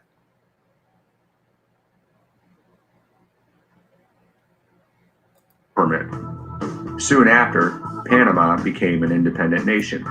The U.S. quickly negotiated a treaty with the new Panamanian government to build the canal. Construction began in 1904 and the canal opened in 1914. Now, American naval and merchant vessels could sail from the Atlantic to the Pacific much quicker. Throughout the early 1900s, the United States intervened numerous times in various countries throughout Latin America. In 1914 and 1916, President Woodrow Wilson sent American troops into Mexico in order to force dictators from power. Starting in 1915, U.S. Marines landed in Haiti and the Dominican Republic in order to maintain civil order. And in 1906, 1909, and 1912, U.S. forces went into Nicaragua in order to collect debt and force regime changes. In summary, beginning in 1898, in order to protect its commercial and political interests, the United States took an active role of intervention and influence throughout Latin America.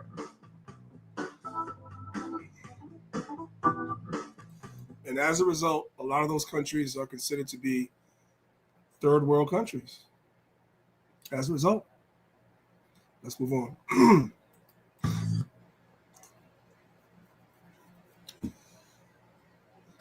Revelation chapter 6, verse 7, it says, "And when he had opened the fourth seal, I heard the voice of the fourth beast say, 'Come and see.' And I looked, and behold, a pale horse. And his name that sat upon him was Death.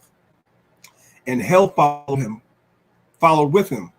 And power was given unto them over the fourth part of the earth." Anywhere that Esau went, anywhere that he goes, death and hell follow for the people. Hell meaning the grave. A lot of people wind up getting killed in these wars, as we just saw in that video about Latin America. But he does this all over the world. And not just America, but the British do it, right? The French did it. The Spanish did it. The Dutch did it. They all did it. Verse 8 again. "And I looked, and behold, a pale horse. And his name that sat on him was Death, and hell followed with him. And power was given unto them over the fourth part of the earth, to kill with the sword, and with hunger, and with death, and with the beast of the earth." Now, I want to come here real quick to 2 Ezra chapter 11, and I want to kind of go into this whole idea of the fourth part of the earth, right? Let's look at 2 Ezra chapter 11. We're going to start from verse 39. It says, "Art not thou it that remainest of the four beasts, whom I made to reign in my world, that the end of their times might come through them?" So the end of times is coming through the fourth beast. Verse 40, "And the fourth came and overcame all the beasts that were past, and had power over the world with great fearfulness," starting with the Greeks, but then the Romans specifically, "and over the whole compass of the earth, with much wicked oppression. And so long time dwelt he upon the earth with deceit. For the earth hast thou not judged with truth, for thou hast afflicted the meek. Thou hast hurt the peaceable. Thou hast loved liars, and destroyed dwellings of them that brought forth fruit, and have cast down the walls of such that did no harm." Like I said, they've displaced pretty much the entire world. The indigenous populations of the entire world, they've displaced them. Taking over their countries, taking over their, installing puppet leaders, right? Taking over their their currencies, installing central banks into these countries, so forth and so on. They do these things.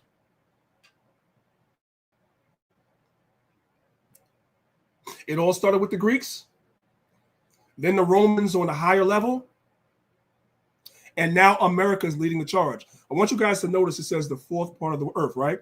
Now, Ezra said they had control over the entire earth, which is true. But I want you guys to see something. This is a book I have called the Cosmography Introducto. And what the book is about the 4 voyages of Amerigo Vespucci. The 4 voyages of Amerigo Vespucci, right? We're going to come over to page number 63 and just get right to the point. It says, fourth part of the earth, which, because Amerigo discovered it, we may call Amerige, the land of Amerigo, so to speak, America. So America was known as the fourth part of the earth. America is leading the charge. That's why I showed you earlier. Let's go back to look at it again. That's why I showed you guys earlier that map of all the U.S. bases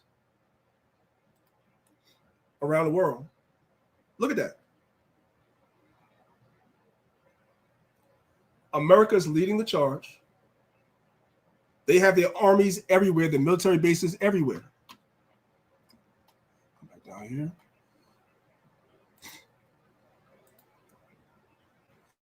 And everywhere that they go, they kill, rape, rob, murder. The indigenous populations are hungry. Many of them are starving. They're not even eating properly. Their leaders are stealing the wealth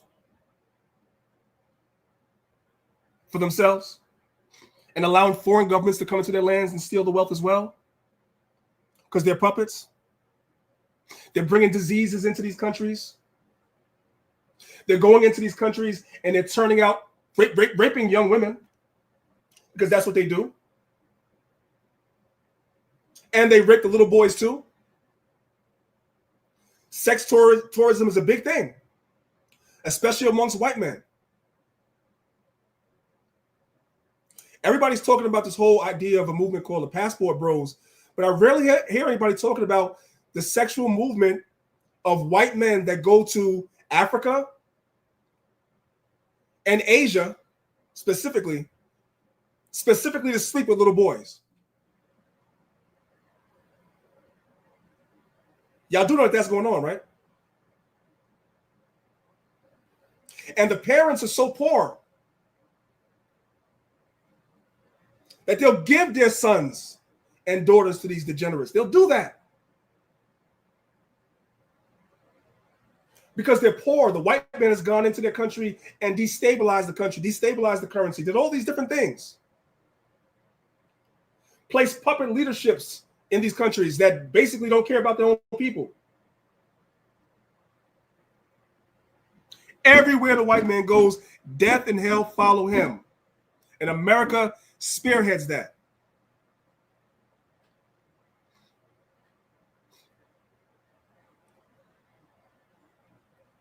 Why is Donald Trump hiding the Epstein list? Why is he hiding that? Because they all do it. And sadly, a lot of our people, they do it too. They follow behind Esau. The Bible says in the book of Proverbs, the righteous is more excellent than his neighbor. That's Israel, that's us. But the ways of the wicked seduce them. Whatever degenerate actions you find Esau doing, there'll be some Negroes not too far away doing the same thing. Sadly.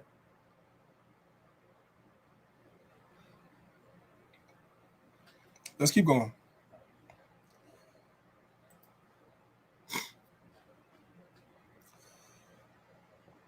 Verse 9, it says, and when he had opened the fifth seal, I saw under the altar the souls of them that were slain for the word of God and for the testimony which they held, right? Because there are many martyrs, right? Many of the prophets, all the 12 with the exception of John. And John himself in Revelation 1 tells you he was placed on the island of Patmos for the word of God. So he was able to live, but the rest were martyred. Verse 9 again. And when he had opened the fifth seal, I saw under the altar the souls of them that were slain for the word of God and for the testimony which they held. And they cried with a loud voice, saying, how long, O Lord, holy and true, dost thou not judge and avenge our blood on them that dwell upon the earth? So these spirits that were killed for word are entreating the Most High to get vengeance because they were unjustly martyred. Verse 11, it says, and white robes were given unto every one of them, and it was said unto them that they should rest yet for a little season, until their fellow servants also and their brethren that should be killed as they were should be fulfilled. What you guys have to understand is that, remember, we started off with the white horse. The white horse is Yahweh Shai coming down on earth and subduing all nations and setting up his kingdom. But Esau is ruling right now. Esau has the entire breadth of his earth, his military everywhere, his influence everywhere. He's trying to usher in a digital system that basically controls the entire world, and it controls everything that you do. And trying to force us into the system. And for those that don't comply with the system, it's one of two things. You're either going to be outside of society, and eventually those people that are on the outside of society, many of them are going to be killed.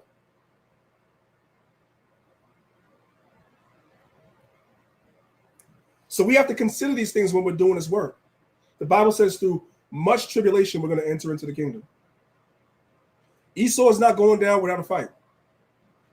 This is Revelation 12, starting from verse 12. It says, "Therefore rejoice, ye heavens, and ye that dwell in them. Woe to the inhabitants of the earth and the sea. For the devil is come down unto you, having great wrath, because he knows that he hath but a short time." This is the reason why they're implementing all these things at such a rapid pace, because their time is short and they know it. And they're trying to upset or overthrow prophecy, which is not going to happen. The writing is on the wall. Every day that they wake up, they're seeing Israelites throughout the world, and we're teaching these things out of the Bible, and they know what we're saying is right. And they see the growth. Because with all that they've done, which is basically, I want to say from, I don't know, let's just put it even up. Let's say from 2000. Prior to the, it's lucky y'all. Prior to the year 2000, the Israelites were actually allowed to be on mainstream TV. We were allowed. So you saw Israelites on Montel Williams' talk show when he had one. Brothers went on Howard Stern, Richard Bay, Jerry Springer. We were allowed to do that because they didn't take what we were saying serious at the time.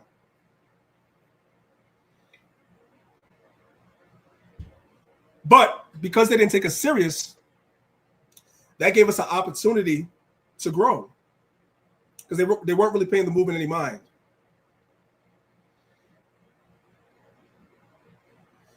Around 2000, or I should say maybe around 2001, after the World Trade Center went down, a lot of brothers weren't going out in the street teaching anymore. Brothers were very fearful. It was only a handful of camps that was actually going out and still teaching in the streets. Like I know House of Israel, Zabak, Bunloy when he was alive, GMS was out there in the streets, but there wasn't a lot of camps in the streets no more. After the Twin Towers went down, especially here in New York City. So the movement kind of dwindled a little bit for a few years. Then in 2007, somebody had a bright idea and they created something called YouTube. Now remember, follow the timeline. Pretty much after 2000, we were pretty much banned from being on national TV. So there's really no place to see the Israelites but on the corners. Then this invention called YouTube comes out. And brothers are uploading their videos on YouTube. And now, without the help of mainstream media, as mainstream media begins to die off, more and more people get their information, more and more people get their entertainment from YouTube. And so because of YouTube, the Israelite movement exploded, where now it's global. And they see that. And it troubles them. So they send out their Christian apologists to try to come and debunk us. That's not working. They send the conscious community of the world to try to come and debunk us. And the more they do this, is the more we grow.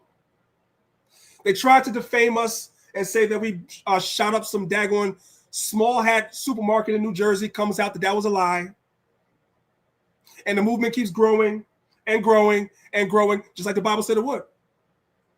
The Bible said they would stand upon their feet, a great and exceeding army. And everybody that sees them, great fear fell upon them. So they see that. So if the Bible says that, that means our time is short, so they're coming down with great wrath. Revelation 12, verse 13. And when the dragon saw that he was cast to the earth, he persecuted the woman which brought forth the man-child. That woman, man-child is Yahushua. And the woman was given 2 wings of a great eagle, that she might fly into the wilderness, into her place, where she is nourished for times, and half a times from the face of the serpent. And the serpent cast out of his mouth water as a flood after the woman, that he might cause her to be carried away of the flood. And the earth helped the woman, and opened up her mouth, and swallowed up the flood, which the dragon cast out of his mouth. Here's the point. That's why I read past that. Here's the point I wanted. Verse 17. And the dragon was wroth with the woman. What's the woman? Israel. And the dragon was wroth with the woman, and went to make war with the remnant of her seed, which keep the commandments of God and have the testimony of Jesus Christ. So they're going to make open war with those that keep the commandments. That's why they're building this digital infrastructure the way that they are. They want to freeze people out of society that believe as we do. You're not going to be able to eat, travel, none of that stuff. If your social credit score is low. That's already happening in China. And I've showed you guys how slowly but surely, incrementally, is every country is adopting this. Let's move on for the sake of time. Verse 12. And I beheld when he had opened the 6th seal, and lo, there was a great earthquake, and the sun became black as sackcloth of hair, and the moon became as blood. I'm going to keep reading for the sake of time. Verse 13.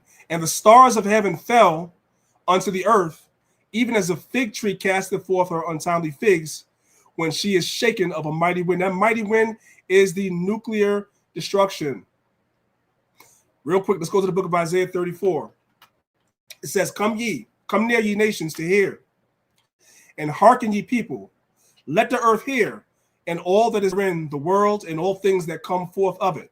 For the indignation of the Lord is upon all nations, because all nations had a part in destroying us and taking advantage of us, and his fury upon all their armies. He hath utterly destroyed them. That's the same thing we read where it said Christ is going conquering and to conquer. He shall judge and make war. He hath utterly destroyed them, and he hath delivered them to the slaughter. Their slain also shall be cast out, and their stink shall come up out of their carcasses, and the mountains shall be melted with their blood.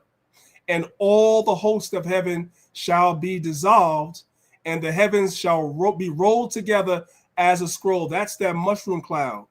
That right there. That's that mushroom cloud from the nuclear destruction. Verse 4 again. And all the host of heaven shall be dissolved, and the heavens shall be rolled together as a scroll, and all their hosts shall fall down, as the leaf falleth from the vine, and as a falling fig from the fig tree. This is the same thing that's mentioned in Revelation 6. Same thing. Let's keep reading. For my sword shall be bathed in heaven. Behold, it shall come down upon Idumea. Who is Idumea? Idumea is Edom, Esau. This is their judgment. Now, I always tell people, if God is judging Esau and his indignation is coming down on Esau, why is it happening? Why is it happening via nuclear destruction? Because the Most High God does not have to come off his throne to destruction. See, Esau created the nuclear bomb, right? And by their own invention, many of them, not all of them, but by their own invention, many of them are going to be destroyed by their own invention. Because the Most High is going to turn them against each other. Revelation 17 says the 10 horns are going to hate the whore and they're going to burn her with fire. What fire? Nuclear fire. This is Psalm 17, verses 13 through 15. Arise, O Lord, disappoint him, cast him down, deliver my soul from the wicked, which is thy sword. So when the Most High said his sword is bathed in heaven and it's going to come down upon Idumea, the Most High uses man as his sword.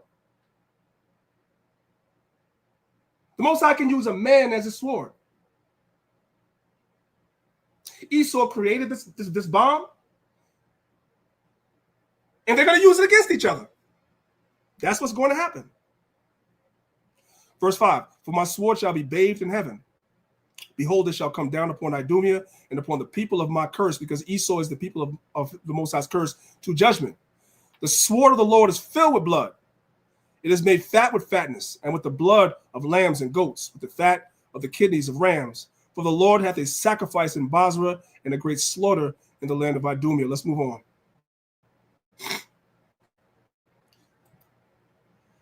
All right, let's jump down to verse number 14 real quick. Got some slides out of place here. I don't know why. So I can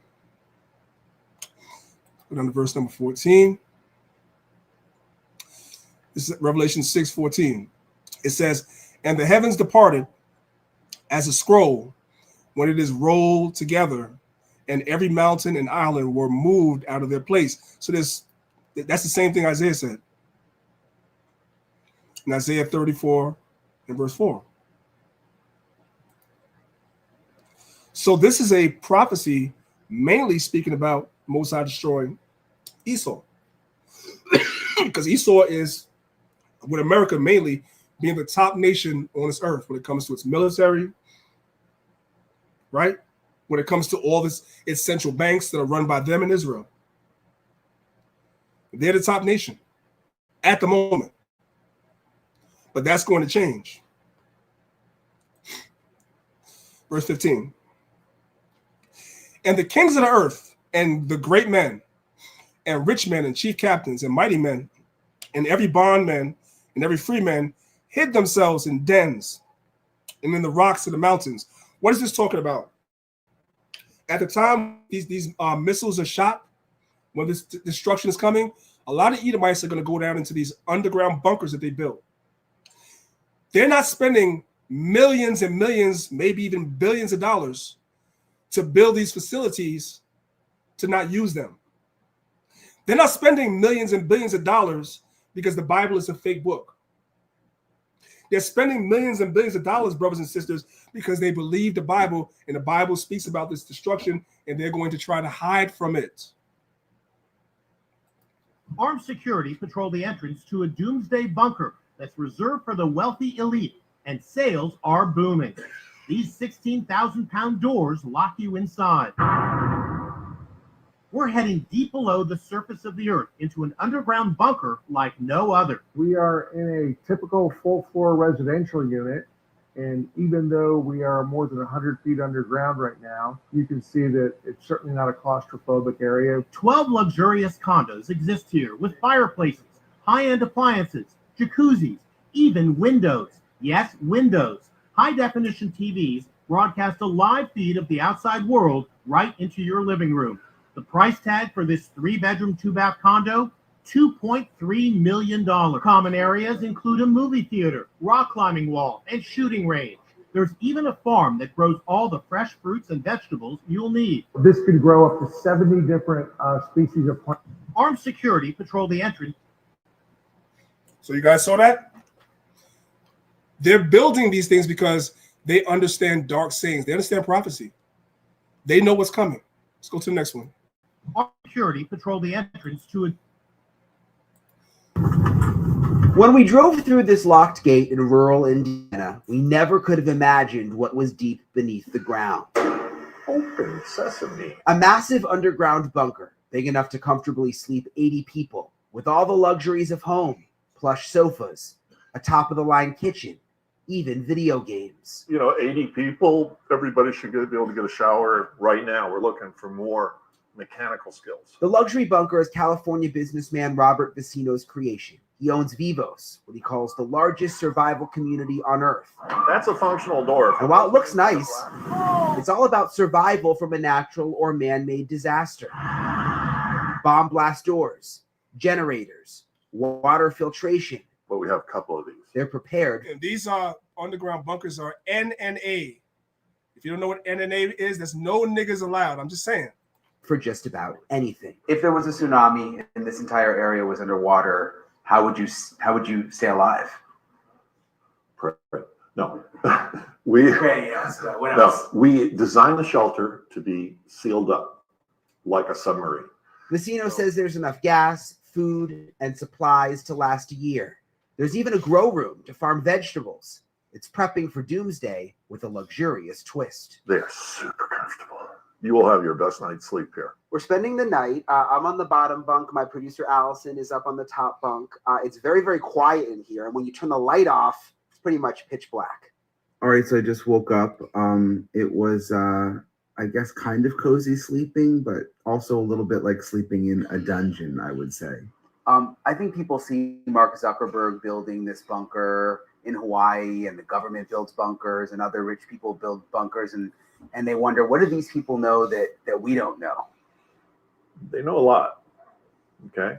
This is a form of insurance. It's life assurance, not insurance. It's to assure that you and your family members, if so be it, are going to survive. So you guys heard Mark Zuckerberg, that's your meta guy. You gotta create a face meta. Yeah, he got a bunker. They all do. And they said they know something. There's up. Nah, I was gonna say that's the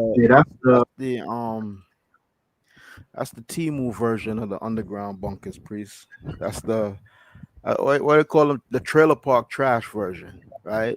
The elites got something 10 times better than that, right? Because they show you a piece of it. If anybody's seen the latest Mission Impossible movie, right? The last one that Tom Cruise did is called Mission Impossible: The Final Reckoning, right? And it tells you that they have a place where they store up all the seeds of the earth, all the plants and stuff like that, and all the seeds, because they know it's going to be some type of extinction level event, something nuclear war, whatever. So they have all the seeds of all the plants and animals and blah blah blah, whatever the genes, and they have it stored in the underground bunker, right? And all the elites are going to be there. So what we're seeing right now is pretty much what you're showing, priest. That's a small taste of what's to come, you know. And the funny thing is they study the scriptures, but they forgot about like Jeremiah 16:16, and it talks about the Lord shall send hunters and dig them out of the rocks and the holes. How y'all read the scriptures, but y'all forgot that part, right? So the Most High is just like you said, he's giving them the tools for them to destroy themselves, right? All right, let's go to the next one. So since Elder Zob said, we're going to take it back to a classic. This movie came out, I believe, before I was born. Let me just double check that, right? Let me just double check that real quick. Let's see when this movie came out.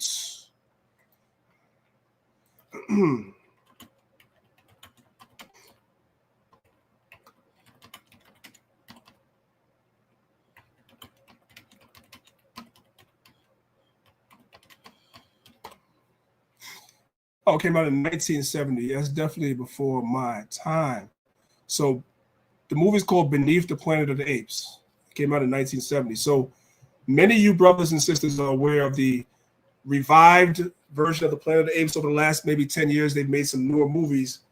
But these movies, the originals came out in the late 60s and the early 70s, right? So this is, I want to say maybe like the third one that had come out. In the previous Planet of the Apes before this movie, there was a nuclear destruction. You saw the Statue of Liberty. Matter of fact, let's get that, because maybe somebody's never seen that. I don't know. I'm pretty sure you all have, but let's just watch it together real quick.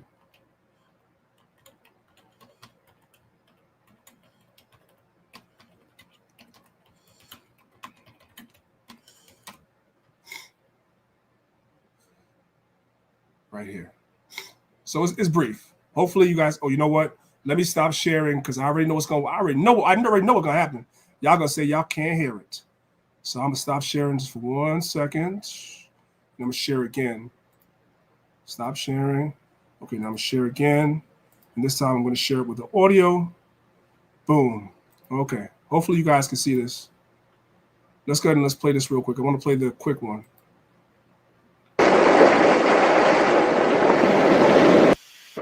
You know, So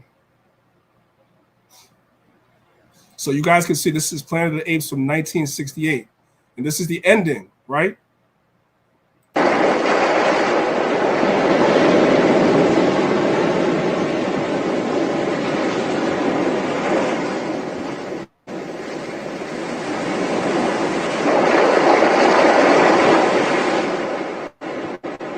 Oh my God.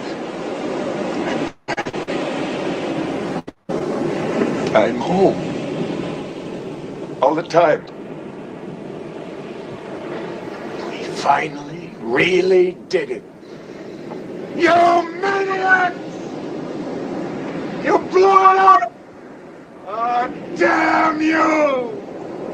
God damn you all to hell!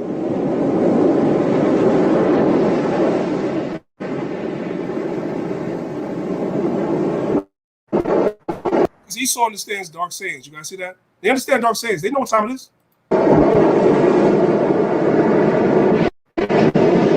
Okay, so now coming back.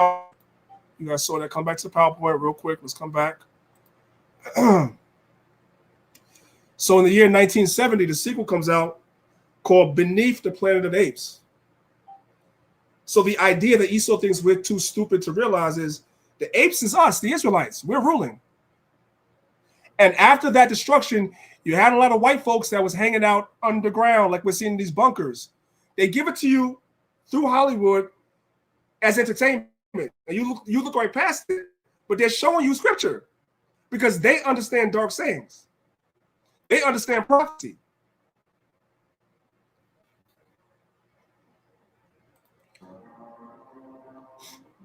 So you guys see the Esau in the rocks?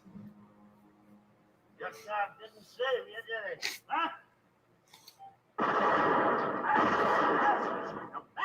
That weapon is built by man. You can't shoot it down without the assist of bullets. We can't shoot it down, we'll pull it down. Go!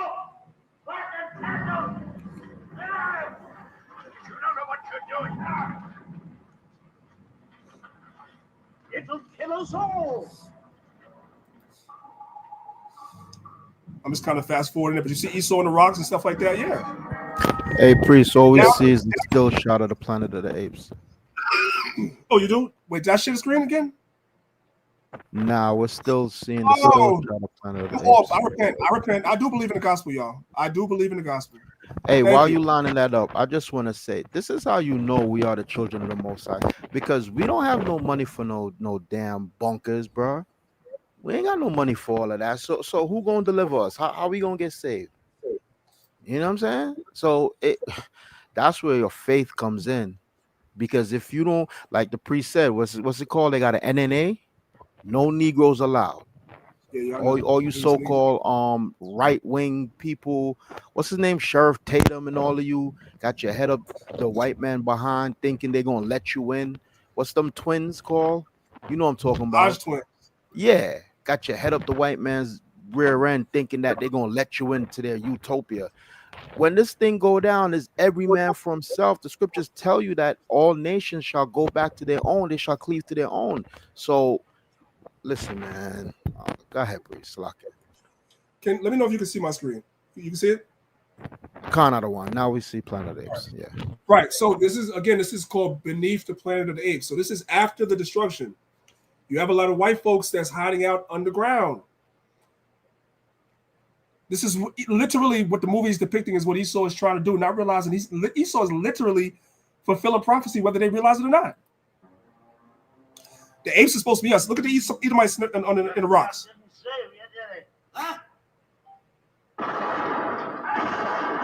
Okay. Fast forward a little bit.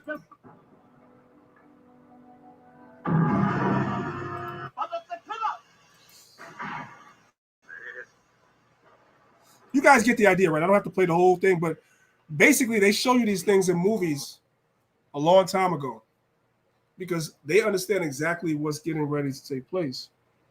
The Most High reveals these things to us. The Most High opens and removes the seals and reveals these things to us so that we can spiritually prepare, repent, believe the gospel, keep the commandments and the faith in Jesus Christ. Go teach our brethren so that we can seal the 144,000, right? Prophesy against these other nations.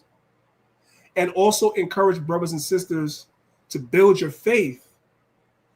Because when you start really seeing chaos really ensue in the society, a lot of our people that don't have this assurance of scriptures are going to bug out. But you don't have to bug out because you understand exactly what's going on. So to a degree, you can take a page from Esau's book and prepare yourself to a degree. That's why they have these bunkers. And we're not, like Zahab said, we can't build a bunker, right? But you can take precautions to put food away, put medical supplies away, have flashlights in your house, batteries, candles, so forth and so on. You can actually do these things understanding what's getting ready to come. Every time I turn around, they're talking about at some point the power grid is going to go down, right? Quote unquote, the Chinese are going to take the power grid down. No, the power grid is going to go down at some point when there's not going to be no power. So in those eventualities, especially if you are a parent of younger children, or if you're somebody that is entrusted with the care of somebody older, you have to have a plan as to what to do. I'm going to come back to that. Let's put a bullet point now real quick. I'm going to come back to that. This is Revelation 6, verses 16 through 17. It says, and said to the mountains and rocks, fall on us, and hide us from the face of him that sitteth on the throne, and from the wrath of the Lamb. For the great day of his wrath is come, and who shall be able to stand? Let's go here real quick. We're going to end it right here. Psalms 27. It says, the Lord is my light and my salvation. Whom shall I fear? The Lord is the strength of my life. Of whom shall I be afraid? When the wicked, even my enemies and foes, came upon me to eat up my flesh, they stumbled and fell. Though an host should encamp against me, my heart shall not fear. Though war should rise up against me, in this will I be confident. One thing have I desired of the Lord, that will I seek after, that I may dwell in the house of the Lord all the days of my life, to behold the beauty of the Lord, and to inquire in his temple. For in the time of trouble, he shall hide me in his pavilion. In the secret of his tabernacle shall he hide me. He shall set me upon a rock, meaning unmovable. And now shall my head be lifted up above mine enemies round about me. Therefore will I offer in his tabernacle sacrifices of joy. I will sing, yea, I will sing praises unto the Lord Yahweh. Hear, O Lord, when I cry with my voice, and have mercy also upon me, and answer me. When thou saidest, seek my face, my heart said unto thee, thy face, Lord, will I seek. We have to do what God tells us to do. We have to be obedient to what the Most High tells us to do. And in the time of trouble, the Most High will protect us. And that's going to look different. I want to say this. That's going to look different for each and every one of us. Because we're all going to find ourselves in situations, but the Most High will provide an escape. The Lord will be with you if you are obedient to the Lord's commandments. That's the idea. The idea is not to go over scriptures like this for people to be fearful, because these things are written in the scriptures. These things are going to happen. Just like when you read Luke chapter 21, Christ spoke to the Israelites about when Jerusalem was compassed with armies. He didn't do it to scare them, but that's what it was going to be. It was going to be compassed with armies. People were going to be going through a whole bunch of tribulation at the time when the Romans come in. It was going to be chaos. So he warned them that when you see it happening, if you're in the far countries, don't seek to enter into Jerusalem. Don't come. Don't do this. Don't do that. Do this instead. Do that instead. He warned them. That is our job. That is my job. To warn you and show you what is coming so that you are spiritually and mentally prepared for it, because it's going to come. It's very easy for me to sit here and say, I'm not taking that digital ID. I know I don't want it because I know what it is. I'm looking at what's happening in China. I'm not going to front. I've been binge watching a lot of videos in China about their social credit score to see how bad it is, and it's bad. So I know what it is. I don't want one either. I'm going to try to stay outside the system as long as I can. but I don't know what I'm going to do until I'm faced with that situation. But I have the advantage of knowing it's coming. I can see the buildup happening already. That's the purpose of this lesson. I want to say one more thing before I hand it over to Elder Zahab real quick. Salaki, I'm going to stop sharing my screen for 1 second, and I'm going to share it again.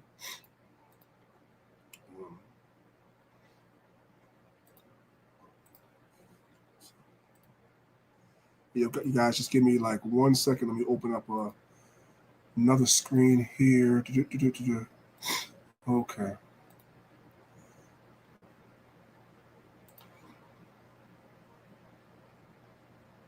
No, lives. Here we go. Okay. I'm going to share my screen real quick.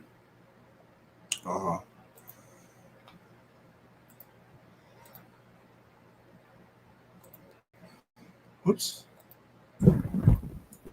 Here we go. Okay, guys.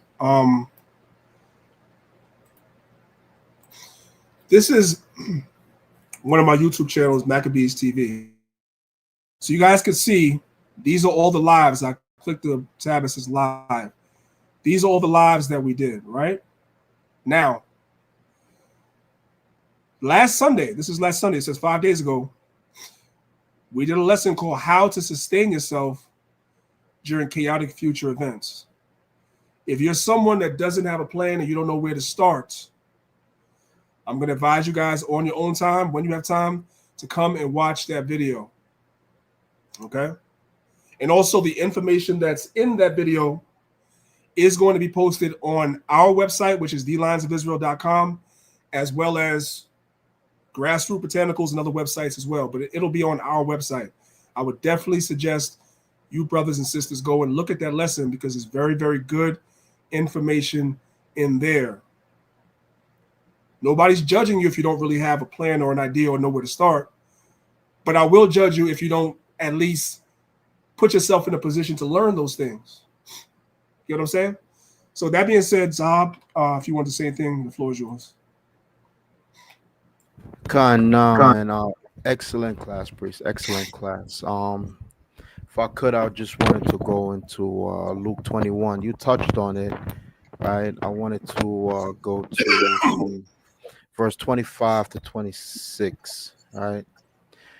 This is Luke 21:25. And there shall be signs in the sun and in the moon and in the stars, and upon the earth distress of nations with perplexity, the sea and the waves warring.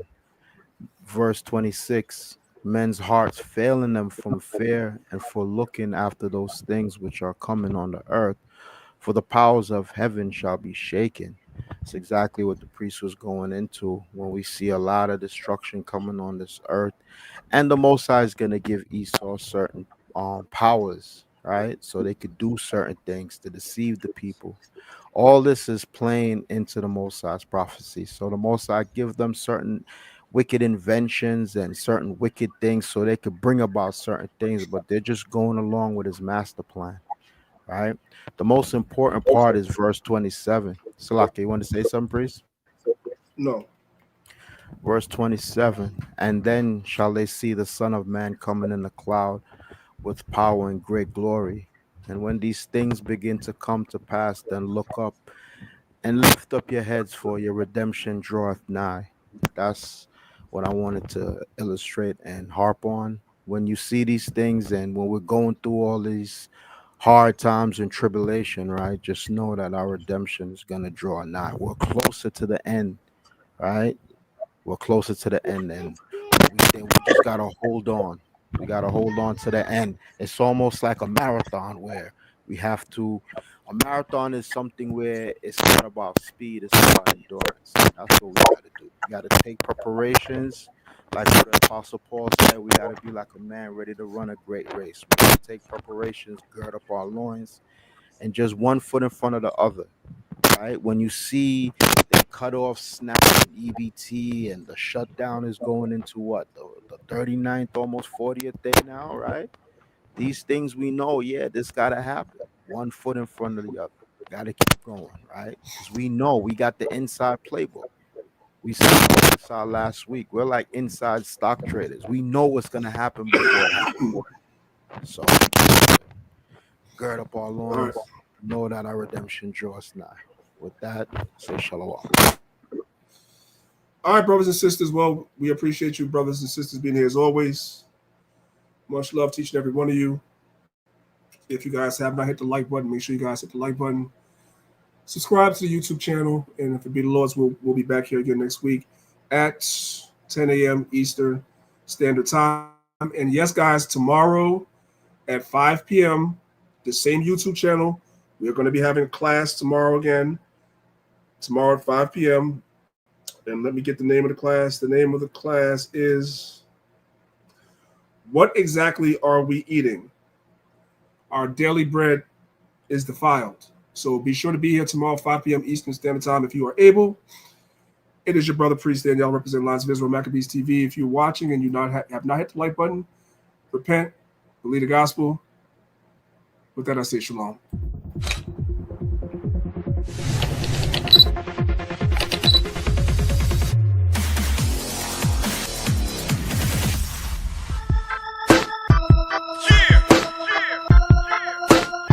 I'm telling Babylon. I'm telling Babylon. I'm telling Babylon. You let everybody get a turn. When the angels come, I'ma scream, let her burn. You let everybody get a ride. Did you really think God was gonna let it slide? You let everybody get a turn. When the angels come, I'ma scream, let her burn. You let everybody get a ride. Did you really think God was gonna let it slide? Her name is Babylon. I call her Babs for short. She has a lot of lovers. She lets them pass her port. She has a love affair with every foreign nation. She has a favorite wine. Its name is fornication. She has a purple robe. She has a pearly necklace. And if you worship Caesar, she'll give you worldly blessings. She's insatiable. She cannot hide her passion. Last week, somebody said she rides a dragon. I know it's crazy, but the question is why she had to put a crown upon its 7 heads. And it's even deeper. I had to peep the madness. She made war with the saints that tried to keep commandments. And since she killed the righteous and won't let me be, when she burns, it won't be from an STD. Bodies everywhere, both man and beast. And on that day, the birds are gonna have a feast. You let everybody get a turn. When the angels come, I'ma scream, let her burn. You let everybody get a ride. Did you really think God was gonna let it slide? You let everybody get a turn. When the angels come, I'ma scream, let her burn. You let everybody get a ride. Did you really think God was gonna let it slide? Show me the finest girl. Babs is just as pretty. Her name is Babylon. The girl is such a mystery. Yeah, she's been that way since we were little kids. She nicknamed me Mark like I was 666. She said, you want my number? I said, you high as hell. She said, you need my number or you can't buy or sell. She said, take my number. I know that I can't make you, but I'm espoused to Christ and I'm staying faithful. Isaiah had a vision. He saw the elevation. Jesus preached the gospel. John had a revelation. Her lovers hated Babs, so they burned her up. What's upside down? The Lord could always turn it up. You let everybody get a turn. When the angels come, I'ma scream, let her burn. You let everybody get a ride. Did you really think God was gonna let it slide? You let everybody get a turn. When the angels come, I'ma scream, let her burn. You let everybody get a ride. Did you really think God was gonna let it slide? I'm telling Babylon. I'm telling Babylon. I'm telling Babylon. I'm telling Babylon. I'm telling Babylon. I'm telling Babylon.